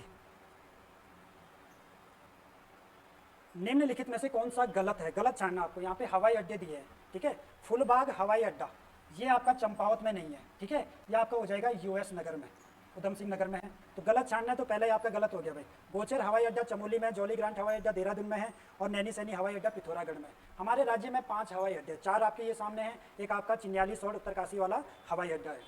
चलो नेक्स्ट क्वेश्चन देखो 64। निम्नलिखित में से सही कथन चुनना है आपको। ठीक है। चुंगार चाल परियोजना, देखो चुंगार चाल परियोजना जो है ये आपका है पूर्वी धौली गंगा पर, पूर्वी धौली गंगा। और पूर्वी धौली गंगा आपकी पिथौरागढ़ में बहती है। जो कि काली की सहायक नदी है, ठीक है। सिंगोली भटवाड़ी परियोजना ये आपका हो जाएगी मंदाकिनी नदी पर, मंदाकिनी नदी पर, और मंदाकिनी नदी आपका रुद्रप्रयाग, ठीक है। तो ऊपर के जो पहले दो ऑप्शन है, पहला और दूसरा, ये तो गलत हो गया भाई। किसाऊ बांध टोंस नदी पर है और देहरादून जिले के अंतर्गत आता है, तो ये तो सही हो जाएगा। टिहरी बांध भागीरथी और बिलंगना के संगम पर है, टिहरी जिले में हो जाएगा, ठीक है। तो यहाँ पर सही छानना आपको, तो सही 3 और 4 हो जाएगा ऑप्शन सी। चलो नेक्स्ट क्वेश्चन देखो, 65 क्वेश्चन। निम्न में से गलत कथन चुनना आपको, ठीक है। कत्था उद्योग केंद्र, देखो कत्था उद्योग केंद्र आपका है हल्द्वानी में। क्राफ्ट डिजाइन केंद्र आपका है काशीपुर में। शिल्प उत्पादों को दूसरे राज्य में विपणन किया जाता है किस नाम से? हिमाद्री ब्रांड नाम से, ये भी सही हो जाएगा। केंद्र सरकार द्वारा पंचकी घराट को उद्योग का दर्जा 2005 में नहीं दिया था, ठीक है। अप्रैल 2001 में पंचकी जो घराट है उसको उद्योग का दर्जा दिया था 2001 में, ठीक है। चलो नेक्स्ट क्वेश्चन देखना, 66। राज्य में मुख्यमंत्री वात्सल्य योजना की शुरुआत होती है 2021 में, यानी कि 2 अगस्त 2021 को, ठीक है। और ये योजना क्या होती है भाई, इसमें जो कोरोना काल में किसी बच्चों के माता पिता अगर वो कोरोना काल में मर गए हैं तो उनको राज्य सरकार इस योजना के तहत 3000 रुपये देगी, ठीक है। और कितने साल तक के होने चाहिए? वो 21 साल तक, 21 साल से ऊपर होंगे तो उन्हें नहीं मिले। 21 साल तक अगर कोई बच्चा है और उसके माता पिता कोरोना काल में ठीक है उनकी मृत्यु हो गई थी तो उनको इस योजना के तहत राज्य सरकार 3000 रुपये देती है। और ये क्वेश्चन पूछा भी गया है, वात्सल्य योजना के तहत सरकार कितने रुपये का धनराशि देती है? 3000 रुपये, ठीक है। चलो नेक्स्ट क्वेश्चन देखो, राज्य में उच्च शिक्षा निर्देशालय, देखो उच्च शिक्षा निर्देशालय पूछा है उच्च शिक्षा निर्देशालय हो जाएगा आपका हल्द्वानी में, जो कि 2001 का है, ठीक है। और अगर ऐसे पूछते कि प्राविधिक शिक्षा निर्देशालय, प्राविधिक शिक्षा निर्देशालय ये हो जाएगा आपका श्रीनगर में, और ये है आपका 2003 का, ठीक है। रामनगर में क्या हो जाएगा भाई आपका? रामनगर में हो जाएगा आपका उत्तराखंड शिक्षा एवं परीक्षा परिषद, ठीक है। उत्तराखंड शिक्षा एवं परीक्षा परिषद, उत्तराखंड शिक्षा एवं परीक्षा परिषद, और ये आपका 2001 का है, ठीक है। चौथा ऑप्शन आपका रुड़की है, रुड़की, तो रुड़की में क्या हो जाएगा? प्राविधिक शिक्षा एवं परीक्षा परिषद, रुड़की में हो जाएगा प्राविधिक शिक्षा एवं परीक्षा परिषद, तो ये आपका हो जाएगा रुड़की में, और ये है 2004 का, ठीक है। चलो नेक्स्ट क्वेश्चन देखना, 68। निम्नलिखित में से गलत कथन चुनना आपको, ठीक है। तो गलत कथन देखो यहाँ पर, उत्तराखंड भाषा संस्थान है 2009 का, नई परीक्षा वाणी के अनुसार ये, ठीक है। उत्तराखंड हिंदी अकादमी है 2009, ठीक है। उत्तराखंड उर्दू अकादमी 2013 की है, ये गलत हो जाएगा भाई ऑप्शन डी। उत्तराखंड पंजाबी अकादमी आपकी भी, ये भी 2013 की है। चलो लास्ट क्वेश्चन है, सेकंड लास्ट, 69 देखना,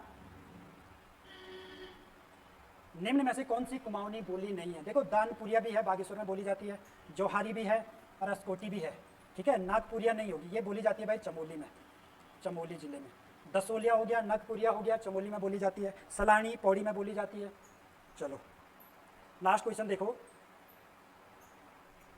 निम्नलिखित में से गलत कथन चुनना है आपको, ठीक है। गलत कथन देखो यहाँ पर, बलदेव सिंह आर्य अखिल भारतीय हरिजन सेवक संघ के उपाध्यक्ष रहे, सही हो जाएगा ये। बलदेव सिंह आर्य हमारे राज्य में ऐसे हैं जो सबसे ज़्यादा समय तक विधायक भी रहते हैं। उत्तराखंड के एकमात्र व्यक्ति जो सर्वाधिक समय तक नेता या विधायक रहे वो कौन थे? बलदेव सिंह आर्य, और ये हरिजन सेवक संघ के उपाध्यक्ष भी रहे। हर्षदेव ओली फॉरेस्ट ग्रेविनेंस कमेटी के उपाध्यक्ष रहे, ठीक है। तो ये हर्षदेव ओली ये फॉरेस्ट ग्रेविनेंस कमेटी के उपाध्यक्ष रहे, अध्यक्ष नहीं। देखो ये फॉरेस्ट ग्रेविनेंस कमेटी बनती है 1921 में, और इसके जो अध्यक्ष होते हैं, अध्यक्ष उस समय के कुमाऊं कमिश्नर पर्सी बिंडम होते हैं, पर्सी बिंडम, ठीक है। लेकिन हर्षदेव ओली इस कमेटी के उपाध्यक्ष भी बनते हैं 1924 में, ठीक। चलो उत्तराखंड धरती से गांधीवादी आंदोलन की शुरुआत करने वाले इसका श्रेय जाता है प्रयाग दत्त पंत को, ये भी सही हो जाएगा। गलत क्या हो जाएगा भाई? Option D. उत्तराखंड से जेल जाने वाले प्रथम स्वतंत्रता संग्राम सेनानी इंद्र सिंह नयाल नहीं होंगे, कौन थे? मोहन सिंह मेहता, मोहन सिंह मेहता जो सबसे पहले जेल जाते हैं भाई, प्रथम व्यक्ति है, ठीक है। इंद्र सिंह नयाल कौन है? इंद्र सिंह नयाल आपकी वो व्यक्ति है जिन्होंने एक पुस्तक लिखी है स्वतंत्रता संग्राम में कुमाऊं का योगदान, एक पुस्तक है स्वतंत्रता संग्राम में कुमाऊं का योगदान नामक पुस्तक किसने लिखी है? इंद्र सिंह नयाल। इंद्र सिंह नयाल वो व्यक्ति है जिनको 1932 में अल्मोड़ा में कुमाऊं युवक संघ के अध्यक्ष के रूप में भी इन्हें चुना गया था, ठीक है। तो आपका ऑप्शन डी इसका गलत हो जाएगा। चलो तो ये थे आपके उत्तराखंड के 70 क्वेश्चन, सॉरी 40 क्वेश्चन। इसके बाद आएगा जीएस के तो आपके शुरू करते हैं जीएस के क्वेश्चन। तो यहाँ पर देखते हैं 71 वाला जो क्वेश्चन है, यहाँ पर इनमें से कौन सा अनुच्छेद 20 से संबंधित नहीं है, तो ये हमें यहाँ पे बताना है। तो आर्टिकल 20 से संबंधित कौन सा नहीं होगा, या अगर हम आर्टिकल 20 की बात करें तो ये क्या होगा, ये तो ये है अपराधों के लिए दो सिद्धि के संबंध में संरक्षण। अपराधों के लिए दो सिद्धि के संबंध में संरक्षण ये देता है, यानी कि अगर कोई अपराध किसी ने किया होगा तो उसमें भी संरक्षण देने का प्रावधान हमारे मौलिक अधिकारों के अंतर्गत यहाँ पर है। तो ये अनुच्छेद 20 के तहत यहाँ पर है। तो इसमें भी 3 इसके अलग अलग खंड होते हैं, यानी कि अनुच्छेद अगर हम 20 के देखें तो इसके खंड फर्स्ट, खंड सेकंड और खंड थर्ड। तो इस प्रकार से आर्टिकल 20 के अलग अलग यहाँ पे पार्ट होते हैं। तो यहाँ पर अगर हम देखें कि कौन सा इसमें से संबंधित नहीं होगा, यानी कि जो मौलिक अधिकार हमारा ये, तो पहला है भूतलक्षी दंडिक विधियों से संरक्षण। तो ये किसे कहा गया, तो यानी कि जो आर्टिकल 20 का फर्स्ट है, 20 के फर्स्ट में ये कहा गया कि यानी कि कोई अगर व्यक्ति जो अपराध यानी जो कार्य कर रहा है, अगर उस समय उस कार्य को करते समय वह अगर अपराधों की श्रेणी में नहीं आता है, यानी कि उस समय ऐसा कानून अगर नहीं है कि वो अपराधों की श्रेणी में है, तो वो तब तक अपराध नहीं माना जाएगा। और अगर उस कार्य को करते समय वो अपराधों की श्रेणी में होगा तो वो फिर अपराध वहां पे माना जाएगा। तो यानी कि अगर उसने जो काम किया है उसके बाद वो उस पर ऐसा कानून बनता है कि ऐसा कार्य करने वाले को अपराधों की श्रेणी में माना जाएगा। तो यानी कि पहले और बाद वाला नहीं माना जाएगा, जिस समय उसने जो गतिविधि करी है उस समय अगर वो अपराधों की श्रेणी में अगर ऐसा कानून है तो वो अपराध माना जाएगा। तो वो आर्टिकल 20 का फर्स्ट है। तो इसे कहते हैं भूतलक्षी दंडिक विधियों से संरक्षण। दूसरा इसमें दोहरे दंड से संरक्षण। तो यानी कि यहाँ पे दोहरे दंड यानी कि अगर किसी ने एक अपराध किया है तो एक अपराध के लिए एक से अधिक बार उसे दंड नहीं दिया जाएगा, यानी कि दोहरे दंड से यहाँ पे संरक्षण है कि एक अपराध के लिए एक से अधिक समय या एक से अधिक बार दंड नहीं दिया जाएगा। तो यानी कि कहाँ पे होगा, तो ये आर्टिकल 20 का जो सेकंड वाला पार्ट है, तो यहाँ पर ये लिखा गया है। और तीसरा है यहाँ पे अपने विरुद्ध गवाही देने के लिए संरक्षण। तो यानी कि कोई अपराध किसी ने किया है तो उसे खुद के प्रति गवाही देने के लिए वहां पे बाध्य नहीं किया जा सकता है। तो ये अनुच्छेद कहां पे आएगा, तो आर्टिकल 20 का जो 3 वाला पार्ट है। और इसको कहा जाता है क्या, आत्म अभिशंसन का सिद्धांत, है ना। इसको अगर हम देखें तो इसे कहा जाएगा आत्म अभिशंसन का सिद्धांत। तो ये 3 यहाँ पर है कहां पे, आर्टिकल 20 के तहत। तो हमें बताना है इसमें से कौन सा नहीं होगा। तो ये सभी के सभी है आर्टिकल 20 में। तो इसका राइट आंसर यहाँ पे अगर हम देखें तो ये डी इसमें होना था। ठीक है, अगला 72 वाला क्वेश्चन देखते हैं। 72 वाला जो क्वेश्चन है तो यहाँ पर दिया गया है इनमें से कौन सा सही है। तो हमें सही बताना है यहाँ पे कौन सा सही होगा। तो पहला है इसमें सेली बनाम भारत संघ 2008। तो यानी कि ये भी किससे संबंधित होता है, ये हमारे मौलिक अधिकारों में अनुच्छेद 20 से संबंधित यहाँ पर होता है ना। जो अपराधों के लिए दो सिद्धि के संबंध में संरक्षण जो अभी हमने पढ़ा है, तो उसी से संबंधित ये मामला यहाँ पर होता है। तो ये 2008 का नहीं है बल्कि कब का है, तो ये 2010 का होता है। तो ये यहाँ पे क्या होना था, गलत होना था। तो ये पहला वाला गलत है। दूसरा वाला अगर हम देखें मेनका गांधी बनाम भारत संघ विवाद, तो ये कब का होगा, तो ये 1977 का है। तो यानी कि इस समय जब मेनका गांधी विदेश यात्रा पे जा रही थी, तो विदेश यात्रा पे जाने से संबंधित ये मामला होता है। तो ये यहाँ पर पासपोर्ट इनका छीन लिया जाता है। तो इसके बाद ये मामला सुप्रीम कोर्ट में जाता है। तो सुप्रीम कोर्ट कहता है कि अनुच्छेद 21 के तहत क्या है, ये मौलिक अधिकारों के अंतर्गत यानी कि जीवन जीने का जो हमारा अधिकार है, तो उस जीवन जीने के अधिकार के अंतर्गत है विदेश जाने का अधिकार। तो आप इस प्रकार से पासपोर्ट नहीं छीन सकते हैं। तो ये 1977 का ये होता है। ठीक है, तो ये दूसरा वाला सही होना था। बाकी सेल्वी बनाम भारत संघ मैंने कहा ये 2010 का है। और इसमें वही है कि आर्टिकल जो 20 का 3 वाला पार्ट है, जो अपराधों के लिए दो सिद्धि के संबंध में हमने संरक्षण देखा है। तो यहाँ पर आर्टिकल 23 के तहत ये सुप्रीम कोर्ट का यहाँ पे डिसीजन आता है कि यानी कि किसी का जो पॉलीग्राफ टेस्ट है, पॉलीग्राफ टेस्ट है या ब्रेन मैपिंग है ना, इस प्रकार की जो चीजें हैं, तो यानी कि इनको यहाँ पर पूर्णतः वर्जित यहाँ पे किया गया था, या सुप्रीम कोर्ट का ये डिसीजन यहाँ पे आता है, जहाँ पर आर्टिकल 23 के तहत कहा गया है कि खुद के विरुद्ध गवाही देने के लिए बाध्य नहीं किया जा सकता है। तो पॉलीग्राफ, ब्रेन मैपिंग टेस्ट वगैरह जो ये होते हैं, तो इनको पूर्णतः वर्जित यहाँ पे किया गया था। तो इसका राइट आंसर होना था केवल और केवल क्या, 2 ही यहाँ पे सही है। तो बी इसका राइट आंसर यहाँ पे था। अगला इसमें 73 वाला क्वेश्चन है, 86वें संवैधानिक संशोधन 2002 के द्वारा किस अनुच्छेद में परिवर्तन हुआ है। तो किस अनुच्छेद में हुआ होगा, तो यानी कि इसके तहत अगर हम देखें तो आर्टिकल 121 का ए यहाँ पे जोड़ा जाता है। मौलिक अधिकारों में यहाँ पे 6 से 14 वर्ष तक की जो आयु के बच्चे हैं, तो इनको निःशुल्क व अनिवार्य शिक्षा का प्रावधान यहाँ पे किया जाता है। निःशुल्क व अनिवार्य शिक्षा, तो ये हमारे मौलिक अधिकार में एक नया आर्टिकल 86वें संविधान संशोधन द्वारा जोड़ा जाता है। इससे पहले ये प्रावधान कहां पे था, तो इससे पहले ये डीपीएसबी में था। अनुच्छेद 45 यानी कि डीपीएसबी है, और डीपीएसबी में ये प्रावधान यहाँ पे किया गया था। और यहाँ पर राज्य का काम था, ये राज्य का कर्तव्य था कि राज्य क्या करे, 6 से 14 वर्ष तक के जो आयु के बच्चे हैं उनको निःशुल्क व अनिवार्य शिक्षा दे। तो ये राज्य पे डिपेंड था, राज्य दे भी सकता था और राज्य नहीं भी दे सकता था, क्योंकि डीपीएसबी क्या है, न्याय योग्य नहीं है। लेकिन जब इसे मौलिक अधिकारों में समाहित किया गया तो यानी कि अब ये क्या हो गया, ये न्याय योग्य हो गए। तो यहाँ पर अनिवार्य रूप से ये शिक्षा, निःशुल्क व अनिवार्य शिक्षा देना काम है यहाँ पे। तो ये मौलिक अधिकारों के अंतर्गत यहाँ पे है। तो पहले कहाँ पे था, तो पहले अनुच्छेद 45 में था, तो 20 का राइट आंसर यहाँ पे होना था। ठीक है, अब यहाँ पर क्या हो गया, अब अनुच्छेद 45 में यानी कि जो 6 वर्ष से कम आयु के बच्चे हैं, 6 वर्ष से कम आयु के जो बच्चे हैं, तो इनको वहां पर गवर्नमेंट क्या करती है, उनके लिए पोषण शिक्षा वगैरह उसकी व्यवस्था करती है। तो जैसे आंगनवाड़ी वगैरह जो केंद्र है, बाल वाटिका जिन्हें कहा गया, तो उनका प्रावधान अब आर्टिकल 45 के तहत है। ठीक है, आर्टिकल 44 में देखें तो यहाँ पर क्या है, यूसीसी यहाँ पर है, यानी कि समान नागरिक जो सिविल संहिता का प्रावधान है, तो वो अनुच्छेद 44 के तहत यहाँ पर है। और अभी हाल ही में देखा होगा कि स्वतंत्रता के बाद प्रथम राज्य उत्तराखंड है जिसने यूसीसी को लागू किया है। तो 27 जनवरी 2025 से उत्तराखंड में ये लागू हो जाता है। तो ये यूसीसी से संबंधित है। आर्टिकल 46 में क्या है, तो यानी कि यहाँ पर प्रावधान किया गया, डीपीएसपी के आर्टिकल है ये सारे। तो एससी और एसटी या समाज के जो दुर्बल वर्ग हैं, तो उनके कल्याण के लिए गवर्नमेंट कार्य करेगी, राज्य काम करेगी। तो ये आर्टिकल 46 के तहत यहाँ पे है। और अनुच्छेद 47 के तहत क्या है, तो यहाँ पर क्या है, राज्य का कर्तव्य है कि राज्य क्या करे, लोगों के या व्यक्तियों के जीवन ये पोषण को सुधारे, जीवन स्तर या स्वास्थ्य को सुधारने का प्रयास करे। और इसके अलावा जो मादक पदार्थ है, तो मादक पदार्थों के सेवन पर प्रतिबंध लगाने का काम यहाँ पे राज्य करेगा। तो ये आर्टिकल 47 के तहत यहाँ पे हो जाएगा। तो इसका जो राइट आंसर था वो बी यहाँ पे सही होना था। अगला इसमें 74 वाला क्वेश्चन है। 74 है, यहाँ पे सही मिलान कीजिए। तो हमें सही बताना है, तो सही क्या होगा, तो यहाँ पर अगर हम देखें उत्तरी गोलार्ध का सबसे बड़ा दिन, तो आपने पढ़ा होगा उत्तरी गोलार्ध में सबसे बड़ा दिन कब होता है। तो उत्तरी गोलार्ध में यानी कि इस प्रकार के 3 लाइनें हैं। एक होती है विषुवत रेखा, बीच वाली इक्वेटर लाइन जिसे कहते हैं विषुवतीय रेखा या विषुवत रेखा, ये ऊपर वाली होती है कर्क रेखा, और नीचे वाली होती है कौन सी, मकर रेखा, ट्रॉपिक ऑफ कैप्रिकॉर्न जिसे कहते हैं। तो यहाँ पर सूर्य क्या होता है, इन्हीं 3 लाइनों के मध्य यहाँ पे सूर्य की स्थिति होती है। तो अगर हम देखें उत्तरी गोलार्ध यानी कि 0 डिग्री से ऊपर ये उत्तरी गोलार्ध हो जाएगा। तो यहाँ पर क्या होता है, यहाँ पर लास्ट सूर्य की स्थिति 21 जून को यहाँ पर रहती है। तो 21 जून को क्या होगा, उत्तरी गोलार्ध में सबसे बड़ा दिन होता है। और इस दिन दक्षिणी गोलार्ध में क्या होगा, सबसे छोटा दिन होगा। यानी कि अगर उत्तरी गोलार्ध में सबसे बड़ा दिन 21 जून को हो रहा है, तो इस दिन दक्षिणी गोलार्ध में सबसे छोटा दिन यहाँ पे हो जाएगा।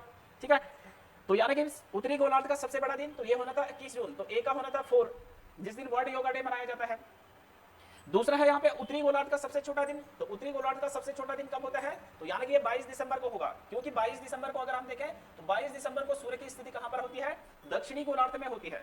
तो 22 दिसंबर को दक्षिणी गोलार्ध में सबसे बड़ा दिन होता है। तो उत्तरी गोलार्ध में उस दिन क्या हो जाएगा, इसका अपोजिट उल्टा हो जाएगा। तो उत्तरी गोलार्ध में सबसे छोटा दिन हो जाएगा। तो ये 22 दिसंबर होना था। अगला है सी, दोनों गोलार्धों पर दिन और रात की अवधि समान, और यहाँ पर समान 2 डेट होती है जिस दिन दोनों गोलार्धों पर दिन और रात की अवधि बराबर होती है। यानी कि जब इक्वेटर लाइन पे सूर्य की स्थिति होती है, तो एक तो 21 मार्च को होता है और दूसरा होता है 23 सितंबर को, 23 सितंबर। तो यहाँ पर लिखा गया है बसंत में। तो यानी कि बसंत ऋतु कब होती है, तो ये मार्च के समय में। तो यानी कि इसका सी का क्या होना था, 2 यहाँ पे होना था 21 मार्च को। और डी वाला है यहाँ पे दोनों गोलार्धों पे दिन और रात की अवधि समान, शरद ऋतु में, शरद में बताया गया है। तो इसका यहाँ पे फर्स्ट हो जाना था 23 सितंबर को। ठीक है, तो 21 मार्च और 23 सितंबर को दिन और रात की अवधि बराबर होती है। तो एक मार्च में एक बसंत के समय आ जाएगा, एक शरद के समय। तो यहाँ पर अगर हम देखें इनका मिलान, तो फर्स्ट का होना था 4, सेकेंड का होना था 3rd। तो यानी कि इसका राइट आंसर यहाँ पे ए हो रहा था। ए का 4, बी का 3, सी का 2 और डी का 1। तो यहाँ पर ए इसका राइट आंसर था। अगला है 75 वाला क्वेश्चन है। यहाँ पे कौन सा कथन सही है, तो पहला है चंद्रमा का पृथ्वी से अधिकतम लगभग 61% भाग दिखाई देता है। तो ये यहाँ पर गलत होना था, 61% नहीं बल्कि यहाँ पर 59% के करीब यहाँ पे भाग दिखाई देता है। तो चंद्रमा का पृथ्वी से न्यूनतम लगभग 59% भाग दिखाई देता है। तो हमें सही बताना है, तो सही बी यहाँ पे सही होना था। ठीक है, अगला है पृथ्वी और चंद्रमा के बीच की दूरी 2.84 लाख किलोमीटर है। तो यहाँ पर 2.84 नहीं होना था बल्कि 3.84 लाख किलोमीटर। तो इतनी सूर्य और ये पृथ्वी और चंद्रमा के बीच डिस्टेंस यहाँ पे होनी थी। तो ये यहाँ पर ये भी क्या होना था, गलत है। तो बी इसका राइट आंसर यहाँ पे होना था। 76 वाला क्वेश्चन है यहाँ पे, मौलिक अधिकारों से जुड़े निम्नलिखित अनुच्छेदों के युग्मों में से कौन एक भारतीय संविधान के अनुच्छेद 359 के अंतर्गत आपात स्थिति के लागू करने के दौरान निलंबित नहीं हो सकता है। तो यहाँ पर हमें यह बताना है, अगर राष्ट्रीय आपातकाल लगता है, यानी कि अनुच्छेद 352 में आपने पढ़ा होगा राष्ट्रीय आपातकाल, नेशनल इमरजेंसी। तो यहाँ पर एक आर्टिकल आता है, आर्टिकल 358। आर्टिकल 358 के तहत क्या होता है, जो अनुच्छेद 19 है, अनुच्छेद 19 स्वतः अनुच्छेद 19 क्या हो जाता है, ये निलंबित यहाँ पे हो जाता है, निलंबित अनुच्छेद 19। और आर्टिकल जो 359 है, तो 359 के तहत ये कहा गया अनुच्छेद 20 और 21 को छोड़कर अन्य जितने मौलिक अधिकार हैं, तो वो आर्टिकल 359 के तहत निलंबित हो जाते हैं या राष्ट्रपति उनको निलंबित करते हैं। अनुच्छेद 19 वाला तो 358 के तहत स्वतः ही निलंबित हो जाता है। तो यहाँ पर अनुच्छेद 359 के अंतर्गत आपात स्थिति में निलंबित नहीं हो सकता, वो बताना था हमें यहाँ। तो यानी कि इसका ए राइट आंसर यहाँ पे होना था। अनुच्छेद 20 और 21 को छोड़कर यानी कि अन्य मौलिक अधिकार 359 के तहत निलंबित हो जाते हैं। तो ए इसका राइट आंसर था। ठीक है, अगला जैसे इसमें आर्टिकल था अनुच्छेद 14 और 15, तो यानी कि ये भी निलंबित होते हैं। और वैसे इसका आंसर ये भी हो सकता था, अनुच्छेद 19 वाला भी हो सकता है, क्योंकि आर्टिकल 359 के तहत पूछा गया। लेकिन यहाँ पर अगर इसमें से भी ज्यादा सटीक अगर हम देखें तो ए वाला ही यहाँ पे सही होना था, है ना। वैसे यहाँ पे 19 की जगह ये कुछ और दूसरा आर्टिकल होना चाहिए था, क्योंकि अनुच्छेद ये भी किसके तहत होगा, ये 358 के तहत निलंबित होता है, ना कि 359 के तहत। तो ए वाला ही इसका राइट आंसर वहां पे। ठीक है, अगला इसमें 77 वाला जो क्वेश्चन है, ग्राम न्यायालय अधिनियम के संदर्भ में निम्नलिखित कथनों में से कौन सा सही है। तो पहला है यहाँ पे क्या, इस अधिनियम के अनुसार ग्राम न्यायालय के केवल सिविल मामलों की सुनवाई कर सकता है, आपराधिक मामलों की नहीं। तो पहले तो अगर हम देखते हैं ग्राम न्यायालय जो अधिनियम है, यह अधिनियम कब का है, तो 2008 का ये अधिनियम है। और ये लागू कब से होता है, तो ये लागू हो जाता है 2 अक्टूबर 2009 से ये लागू हो जाता है ग्राम न्यायालय जो अधिनियम है। तो यहाँ पर पहला वाला यहाँ पे गलत होना था, यानी कि ये दोनों के लिए यहाँ पे काम करेगा। जो ग्राम न्यायालय है तो ये केवल सिविल मामलों की सुनवाई कर सकता है, आपराधिक की नहीं। तो ये आपराधिक मामलों की भी सुनवाई करता है, तो पहला वाला यहाँ पे गलत होना था, है ना। यानी कि केवल और केवल सिविल मामलों की नहीं, आपराधिक मामलों की भी सुनवाई करता है, तो ये पहला वाला यहाँ पे गलत था। दूसरा है यहाँ पे वो अधिनियम स्थानीय सामाजिक सक्रियतावादियों को मध्यस्थ सुलहकर्ता के रूप में स्वीकार करता है। तो ये यहाँ पर सही होना था, यानी कि जो स्थानीय स्तर पे जो सोशल एक्टिविस्ट जो होंगे, सामाजिक कार्यकर्ता या सक्रियतावादी जो है समाज में, तो उनको ये सुलह करने के लिए वहां पे स्वीकार करता है। तो दूसरा वाला यहाँ पे सही होना था। ठीक है, तो यानी कि जो ग्राम स्तर के जो छोटे मोटे झगड़े है ना, पारिवारिक झगड़े या अन्य जो झगड़े होते हैं, या उनको आपस में सुलह वगैरह करवाना, तो ये ग्राम न्यायालय का यहाँ पे काम है। तो पहला वाला यहाँ पे गलत था, दूसरा वाला सही था। तो हमें बताना है कौन सा सही है, तो केवल और केवल 2 सही था, तो 20 का राइट आंसर यहाँ पे होना था। अगला इसमें 78 वाला क्वेश्चन है, भारत में 2025 तक कुल कितने संविधान संशोधनों का क्रियान्वयन किया गया है। तो अभी तक अगर हम देखें 2025 तक, तो कुल 106 संवैधानिक संशोधन हो चुके हैं। प्रथम संविधान संशोधन अगर हम देखें, यानी कि जो मूल संविधान बना था उसमें संशोधन की अगर हम बात करें, तो प्रथम संविधान संशोधन जो होता है, तो ये कब होता है, ये हो जाता है 1951 में। 1951 में, तो यहां से लेकर और 2025 तक, यहां तक 106 अभी तक हो चुके हैं। तो 106 वाला जो है, तो ये है नारी शक्ति वंदन अधिनियम, नारी शक्ति वंदन अधिनियम एक्ट। तो ये 2023 में ये संशोधन हो चुका है। और इसके लिए अगर बिल देखें, बिल यानी कि विधेयक का अगर नंबर देखें, तो विधेयक नंबर होता है 128। विधेयक अलग चीज होती है और एक्ट अलग चीज होती है। तो विधेयक का नंबर जो है तो वो 128 है, लेकिन जो संविधान संशोधन जो अभी हो चुके हैं, तो 106वां ये संविधान संशोधन यहाँ पे होता है। ठीक है, तो जहाँ पर महिलाओं के लिए 33% जो रिजर्वेशन सीटों का प्रावधान किया गया है लोकसभा के लिए, इसके अलावा जैसे विधानसभा है उनके लिए वहां पे 33% रिजर्वेशन। तो सी इसका राइट आंसर यहाँ पे होना था। 79 वाला क्वेश्चन है, भारत के संविधान के संदर्भ में निम्नलिखित कथनों पर विचार कीजिए। पहला, मूल अधिकार मूल कर्तव्य राज्य के नीति निर्देशक तत्व, तो इन पे हमें विचार करना है। नीचे दिया गया है क्वेश्चन, तो क्या है यहाँ पर, नीचे देखते हैं। तो यहाँ पर है भारत सरकार द्वारा आरंभ किए गए राष्ट्रीय सामाजिक सहायता कार्यक्रम, यानी कि राष्ट्र के जो समाज को सहायता पहुंचाने वाले जो कार्यक्रम है गवर्नमेंट के, तो उनके बारे में बताना है। तो भारत के संविधान के उपयुक्त उपबंधों में से कौन से पूरे होते हैं। तो वहां पर हमने पढ़ा था, एक तो मौलिक अधिकार दिए गए हैं, एक तो मौलिक कर्तव्य दिए गए हैं, और अगला नीति निर्देशक तत्व दिए गए हैं। तो यहाँ पर भारत सरकार के जो राष्ट्रीय सामाजिक सहायता कार्यक्रम होते हैं, तो ये डीपीएसपी के तहत ही यहाँ पे पूर्ण होते हैं। डीपीएसपी जैसे आर्टिकल अनुच्छेद 41 पढ़ा होगा आपने, आर्टिकल 41 में क्या लिखा गया है, यहाँ पे सार्वजनिक सहायता की बात यहाँ पे करता है। तो सार्वजनिक सहायता यानी कि समाज की सहायता के लिए जो कार्यक्रम होते हैं, जैसे क्या होता है, वृद्धा पेंशन जो जैसे लगती है, वृद्धा पेंशन हो गया, विधवा पेंशन हो गया, विधवा पेंशन, इस प्रकार से जैसे क्या होता है, दिव्यांग पेंशन है। तो इस प्रकार से ये सामाजिक सहायता कार्यक्रम यहाँ पर है। तो जैसे आर्टिकल 41 है, तो ये डीपीएसपी के अंतर्गत यहाँ पे आ जाएगा। तो इसका राइट आंसर जो होना था वो केवल और केवल डीपीएसपी होना था। तो 3 इसका केवल 3 इसका सही होना था। तो बी इसका राइट आंसर है, केवल और केवल 3 यहाँ पे सही है। अगला है 80 वाला क्वेश्चन है, यहाँ पे सूची फर्स्ट को सूची सेकंड से सुमेलित करना है। एक तरफ यहाँ पे बंदरगाह दे रखे हैं, दूसरी तरफ यहाँ पे राज्य दे रखे हैं। तो यहाँ पर बंदरगाह की अगर हम बात करें तो कांडला बंदरगाह कहाँ होगा, तो कांडला बंदरगाह है गुजरात में। तो ए का 4 होना था। बाकी ये कांडला बंदरगाह क्या है, इसका नया नाम दीनदयाल बंदरगाह पोर्ट भी इसका नाम रखा गया है। और ये कहाँ पर स्थित होगा, तो कच्छ की खाड़ी वाला जो क्षेत्र है, कच्छ की खाड़ी क्षेत्र में ये यहाँ पर होगा। और बाकी ये क्या है, ज्वारिया बंदरगाह है, ज्वारिया बंदरगाह। तो कांडला बंदरगाह ज्वारिया बंदरगाह है, और ये मुक्त व्यापार क्षेत्र के रूप में भी इसे घोषित किया गया है। ठीक है, तो ए का होना था यहाँ पे 4। दूसरा है यहाँ पे बी का है न्यावा सेवा बंदरगाह, या जिसका नाम जेएल नेहरू पोर्ट भी या जवाहरलाल नेहरू पोर्ट है बंदरगाह। तो ये कहाँ पर होगा, तो ये होना था महाराष्ट्र में। तो बी का है 1। तो जो मुंबई पोर्ट है भारत का सबसे बड़ा बंदरगाह भी है मुंबई पोर्ट, तो उसके भार को कम करने के उद्देश्य से एक नया पोर्ट वहां पे बनाया गया था, जेएल नेहरू वाला पोर्ट, न्यावा सेवा वाला, तो ये महाराष्ट्र में होगा। अगला है सी वाला पारादीप बंदरगाह, तो पारादीप बंदरगाह कहाँ होगा, तो ये उड़ीसा में होगा। तो सी का यहाँ पे होना था 2, तो यहाँ से लौह इस्पात वगैरह जो इनका निर्यात, यहाँ आयात निर्यात वाला क्षेत्र ये यहाँ पे किया जाता है। तूतीकोरिन बंदरगाह, तो ये कहाँ पे होगा, तो ये होगा तमिलनाडु में, और इसको एक नया नाम तूतीकोरिन यानी कि तमिलनाडु में है, तो इसे कहा गया वीओ चिदंबरनार, ठीक है, इस प्रकार से इसका नाम होगा चिदंबरनार, ठीक है, ये नाम इसका होगा वीओ चिदंबरनार, ठीक है, चिदंबरनार,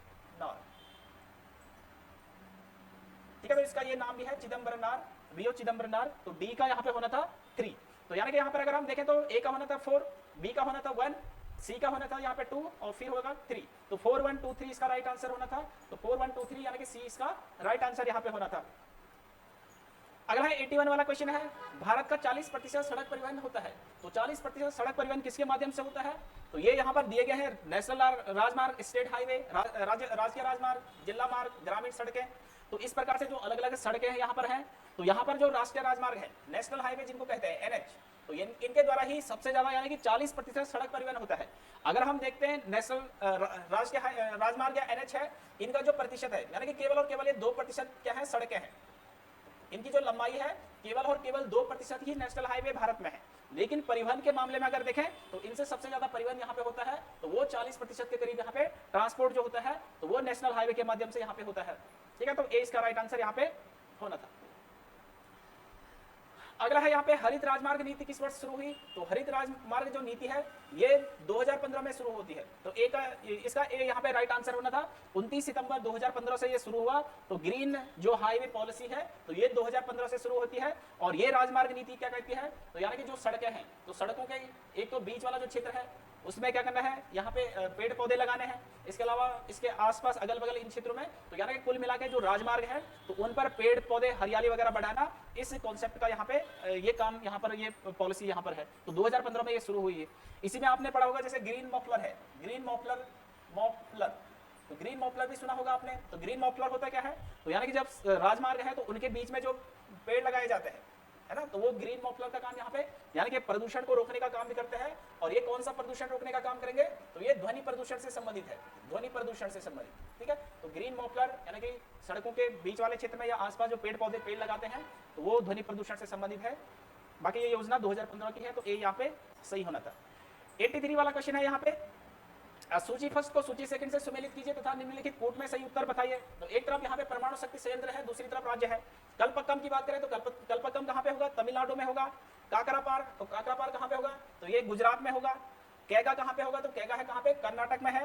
रावत भाटा, तो रावत भाटा है कहाँ पे, राजस्थान में। बाकी जैसे ये रावत भाटा है तो ये किसकी सहायता से लगाया गया है, तो ये कनाडा की सहायता से लगाया गया है, ठीक है। बाकी भारत में परमाणु ऊर्जा के जो ये होते हैं जनक के रूप में होते हैं, तो ये जनक कौन है भारत में परमाणु ऊर्जा के जनक के रूप में, तो डॉक्टर होमी जहांगीर भाभा, होमी जहांगीर भाभा यहाँ पे क्या होंगे, जनक होंगे। बाकी अगर हम देखें सबसे पहला परमाणु संयंत्र कहाँ पे लगाया जाता है, तो सबसे पहला परमाणु संयंत्र जो लगाया जाता है वो तारापुर महाराष्ट्र में लगाया जाता है। और ये किसकी सहायता से लगाया जाता है, तो ये यूएसए की सहायता से यहाँ पे लगाया जाता है। और ये भारत का प्रथम क्या है, परमाणु संयंत्र है तारापुर वाला। तो यहाँ पर इनका अगर हम सही देखें तो फर्स्ट का होना था 4, सेकंड का होना था 1, सी का होना था 2 और फिर होना था डी का 3। तो 4 1 2 3 इसका राइट आंसर यहाँ पे होना था, तो इसका बी यहाँ पे राइट आंसर होगा 4 1 2 3। अगला है 84 वाला क्वेश्चन है यहाँ पे, किशनगंगा परियोजना भारत तथा किस देश के बीच विवाद का मुख्य कारण है। तो किशनगंगा परियोजना अगर हम देखें तो किशनगंगा किसकी सहायक नदी हो जाएगी, तो ये झेलम की सहायक नदी है, झेलम की सहायक नदी है।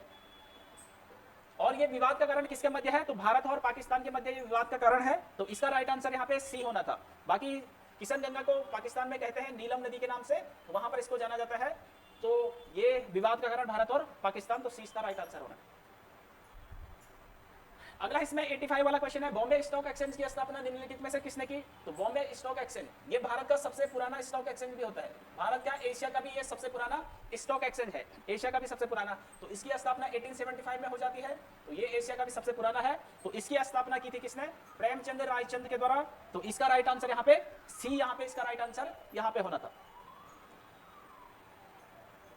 अगला है 86 वाला क्वेश्चन है, यहाँ पर है जब भारतीय रुपये का अवमूल्यन होता है तो भारतीय निर्यात पर क्या प्रभाव पड़ता है। तो अवमूल्यन होता क्या है, तो जब जानबूझकर अपनी मुद्रा का मूल्य अन्य देशों के करेंसी के मुकाबले गिराया जाता है, यानी कि उसकी वैल्यू को कम कर दिया जाता है, तो उसी को अवमूल्यन यहाँ पे क्या कहते हैं।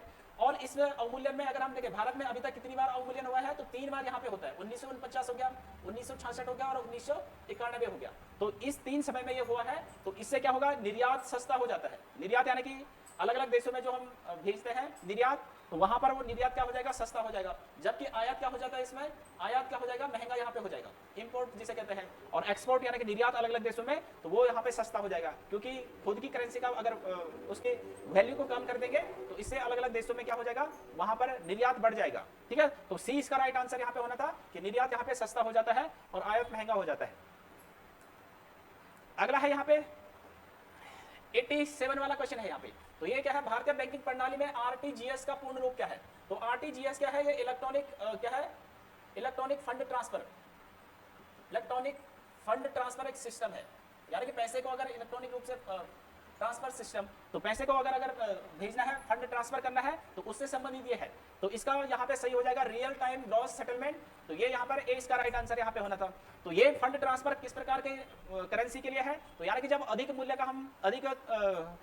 का हम क्या करते हैं, फंड ट्रांसफर करते हैं। तो न्यूनतम इसमें 2 लाख है ना, न्यूनतम 2 लाख, यानी कि 2 लाख से अधिक अगर फंड ट्रांसफर करना है, तो फिर इस प्रकार की ट्रांसफर जो प्रणाली है उसके तहत ये फंड ट्रांसफर किया जाता है। तो ये बड़े जो मूल्य के ट्रांसफर होते हैं, तो उससे संबंधित है यहाँ पे। तो ए इसका राइट आंसर यहाँ पे होना था। 88 वाला क्वेश्चन है, राष्ट्रीय राजमार्ग की लंबाई की दृष्टि से राजमार्गों का सही अवरोही क्रम यहाँ पे बताना है। तो अवरोही क्रम यहाँ पे क्या होना है, तो डिसेंडिंग यानी कि घटते क्रम में हमें यहाँ पे बताना है। तो बड़े से लेकर और छोटे के लिए यहाँ पे हमें बताना है। तो सबसे ज्यादा जो नेशनल हाईवे की जो लंबाई है, तो वो कहाँ पे हो जाएगी, सबसे ज्यादा लंबाई है महाराष्ट्र में, उसके बाद है उत्तर प्रदेश में और उसके बाद है राजस्थान में। तो अगर इनका हम प्रतिशत देखें तो महाराष्ट्र में लगभग 13.4 यहाँ पर है महाराष्ट्र में। तो 13.4% क्या है, लंबाई है नेशनल हाईवे की। इसके अलावा जैसे यूपी में है, तो यूपी में यहाँ पे 9% यहाँ पे क्या हो जाएगी, नेशनल हाईवे की लंबाई हो जाएगी। और उसके अलावा राजस्थान के अगर हम देखें तो 7.8% क्या है यहाँ पे, नेशनल हाईवे की लंबाई यहाँ पर है। तो घटते क्रम में या अवरोही क्रम में हमें बताना था, या डिसेंडिंग ऑर्डर में बताना था। तो बी इसका राइट आंसर यहाँ पे होना था, महाराष्ट्र, उत्तर प्रदेश और राजस्थान।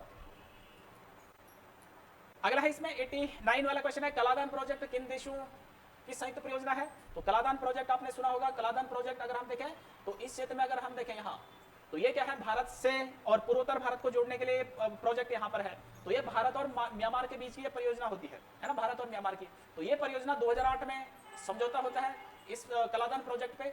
कलादान प्रोजेक्ट पे समझौता 2008 में, और 2010 से क्या हो जाता है, कार्य शुरू हो जाता है इस प्रोजेक्ट पे, कार्य शुरू। लेकिन अभी तक ये प्रोजेक्ट पूरा नहीं हुआ है। तो कलादान एक नदी का नाम है, म्यांमार की एक नदी है कलादान नदी।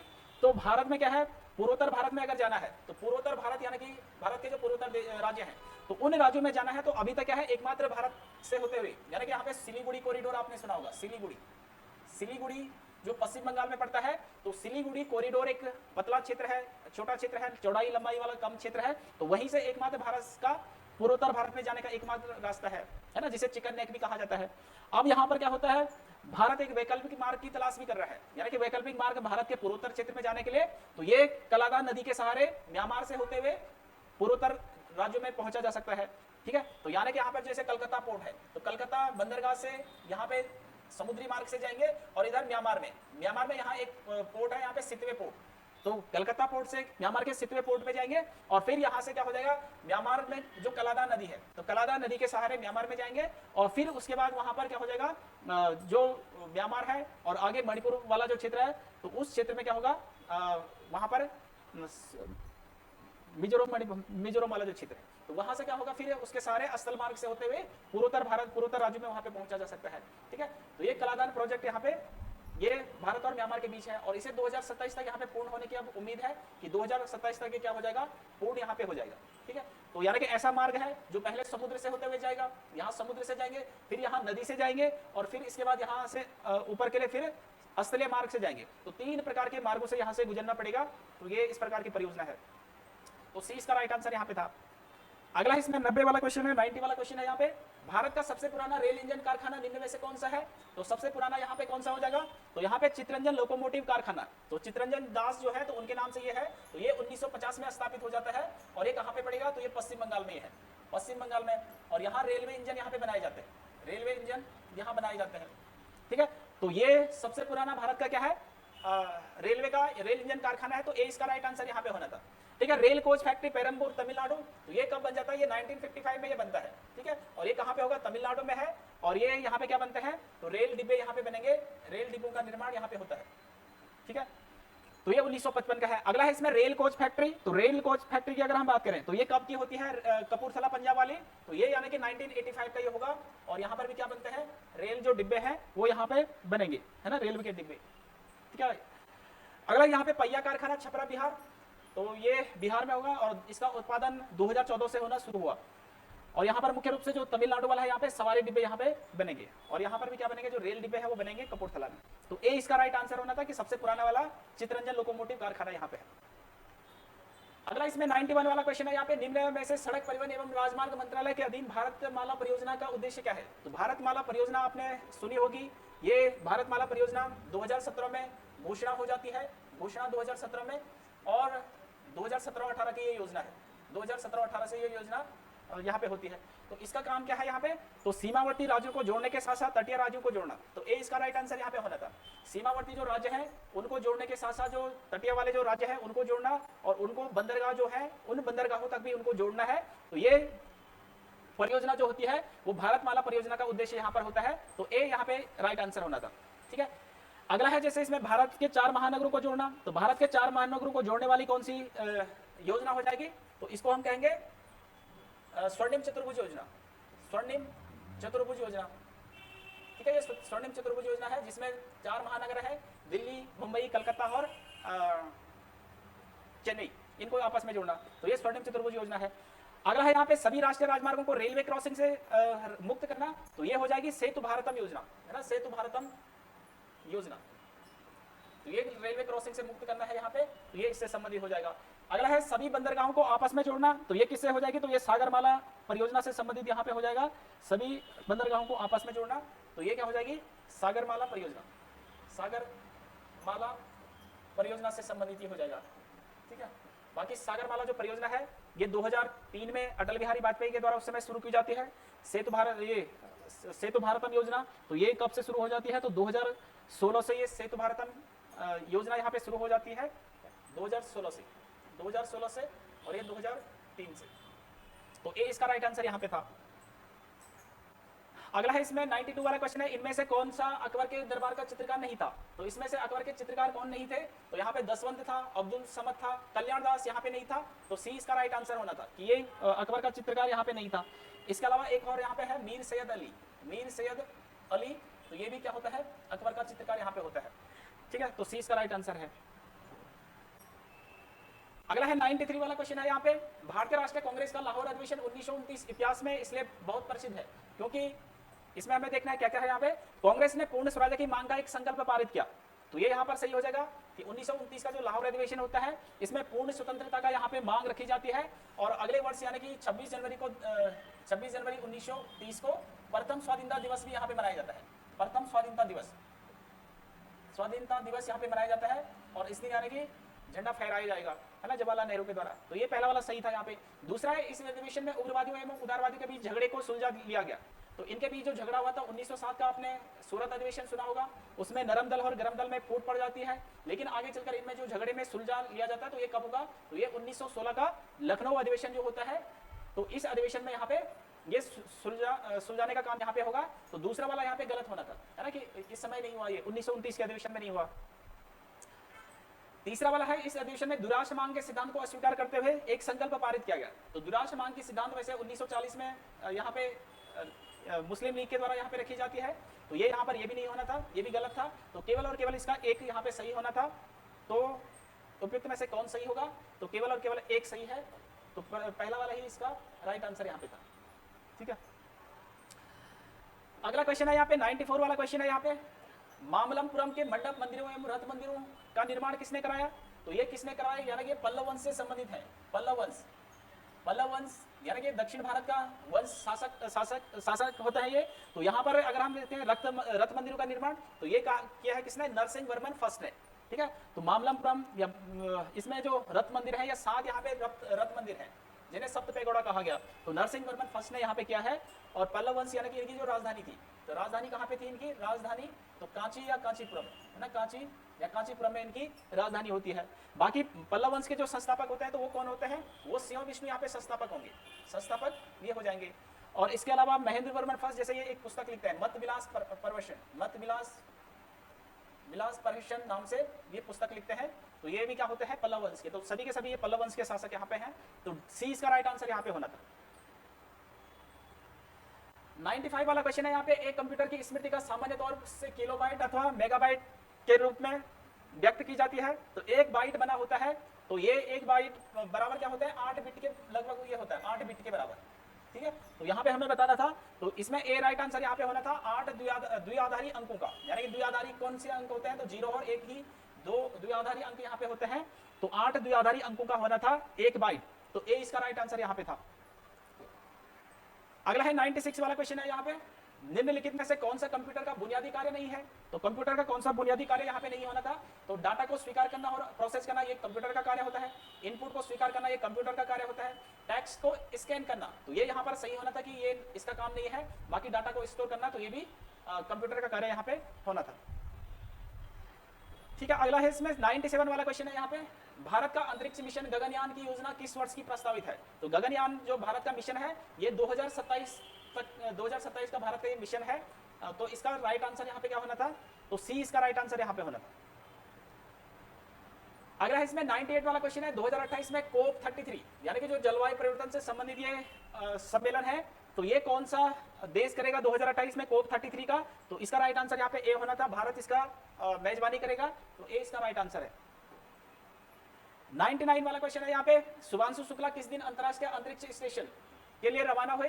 तो अभी हाल ही में अंतरराष्ट्रीय अंतरिक्ष स्टेशन में जाने वाले ये दूसरे भारतीय होते हैं शुभांशु शुक्ला, और ये कौन से उसके द्वारा गए थे मिशन, तो एक्सियोम मिशन 4 है ना, इसके द्वारा ये गए थे। तो ये जाते हैं कब, 25 जून 2025 को ये जाते हैं, ठीक है। और अभी हाल ही में ये वापस आए हैं कौन सी डेट को, तो ये आए हैं कब, ये आए हैं 15 जुलाई 2025 को, 15 जुलाई 2025 को ये वापस आते हैं। तो लगभग इनका अंतरिक्ष में जो प्रवास रहता है लगभग 18 दिन का इनका अंतरिक्ष में प्रवास रहता है। इसके अलावा जो आने जाने का जो समय है वो अलग है, ठीक है। तो ए इसका राइट आंसर यहाँ पे होना था। 100 वाला है इसमें कि अभी हाल ही में सतत विकास रैंकिंग में भारत शीर्ष कितने देशों में शामिल हुआ है। तो शीर्ष यानी कि यहाँ पे कितने देशों में शामिल होगा, तो यहाँ पर SDG जो रिपोर्ट है सस्टेनेबल डेवलपमेंट गोल्स जो है, तो इसमें शीर्ष 100 देशों में भारत शामिल है। भारत की जो रैंक है, तो भारत की जो रैंक है वो 99वीं रैंक है, ठीक है। और इससे पहले यानी कि 2025 की रिपोर्ट है 2025 में, और 2025 में, और 2024 में अगर भारत की बात करें तो 2024 में भारत की जो रैंक थी वो 109वीं यहाँ पे रैंक होती है। तो यहाँ की इसका राइट आंसर यहाँ पे बी होना था, ठीक है। तो हो गया।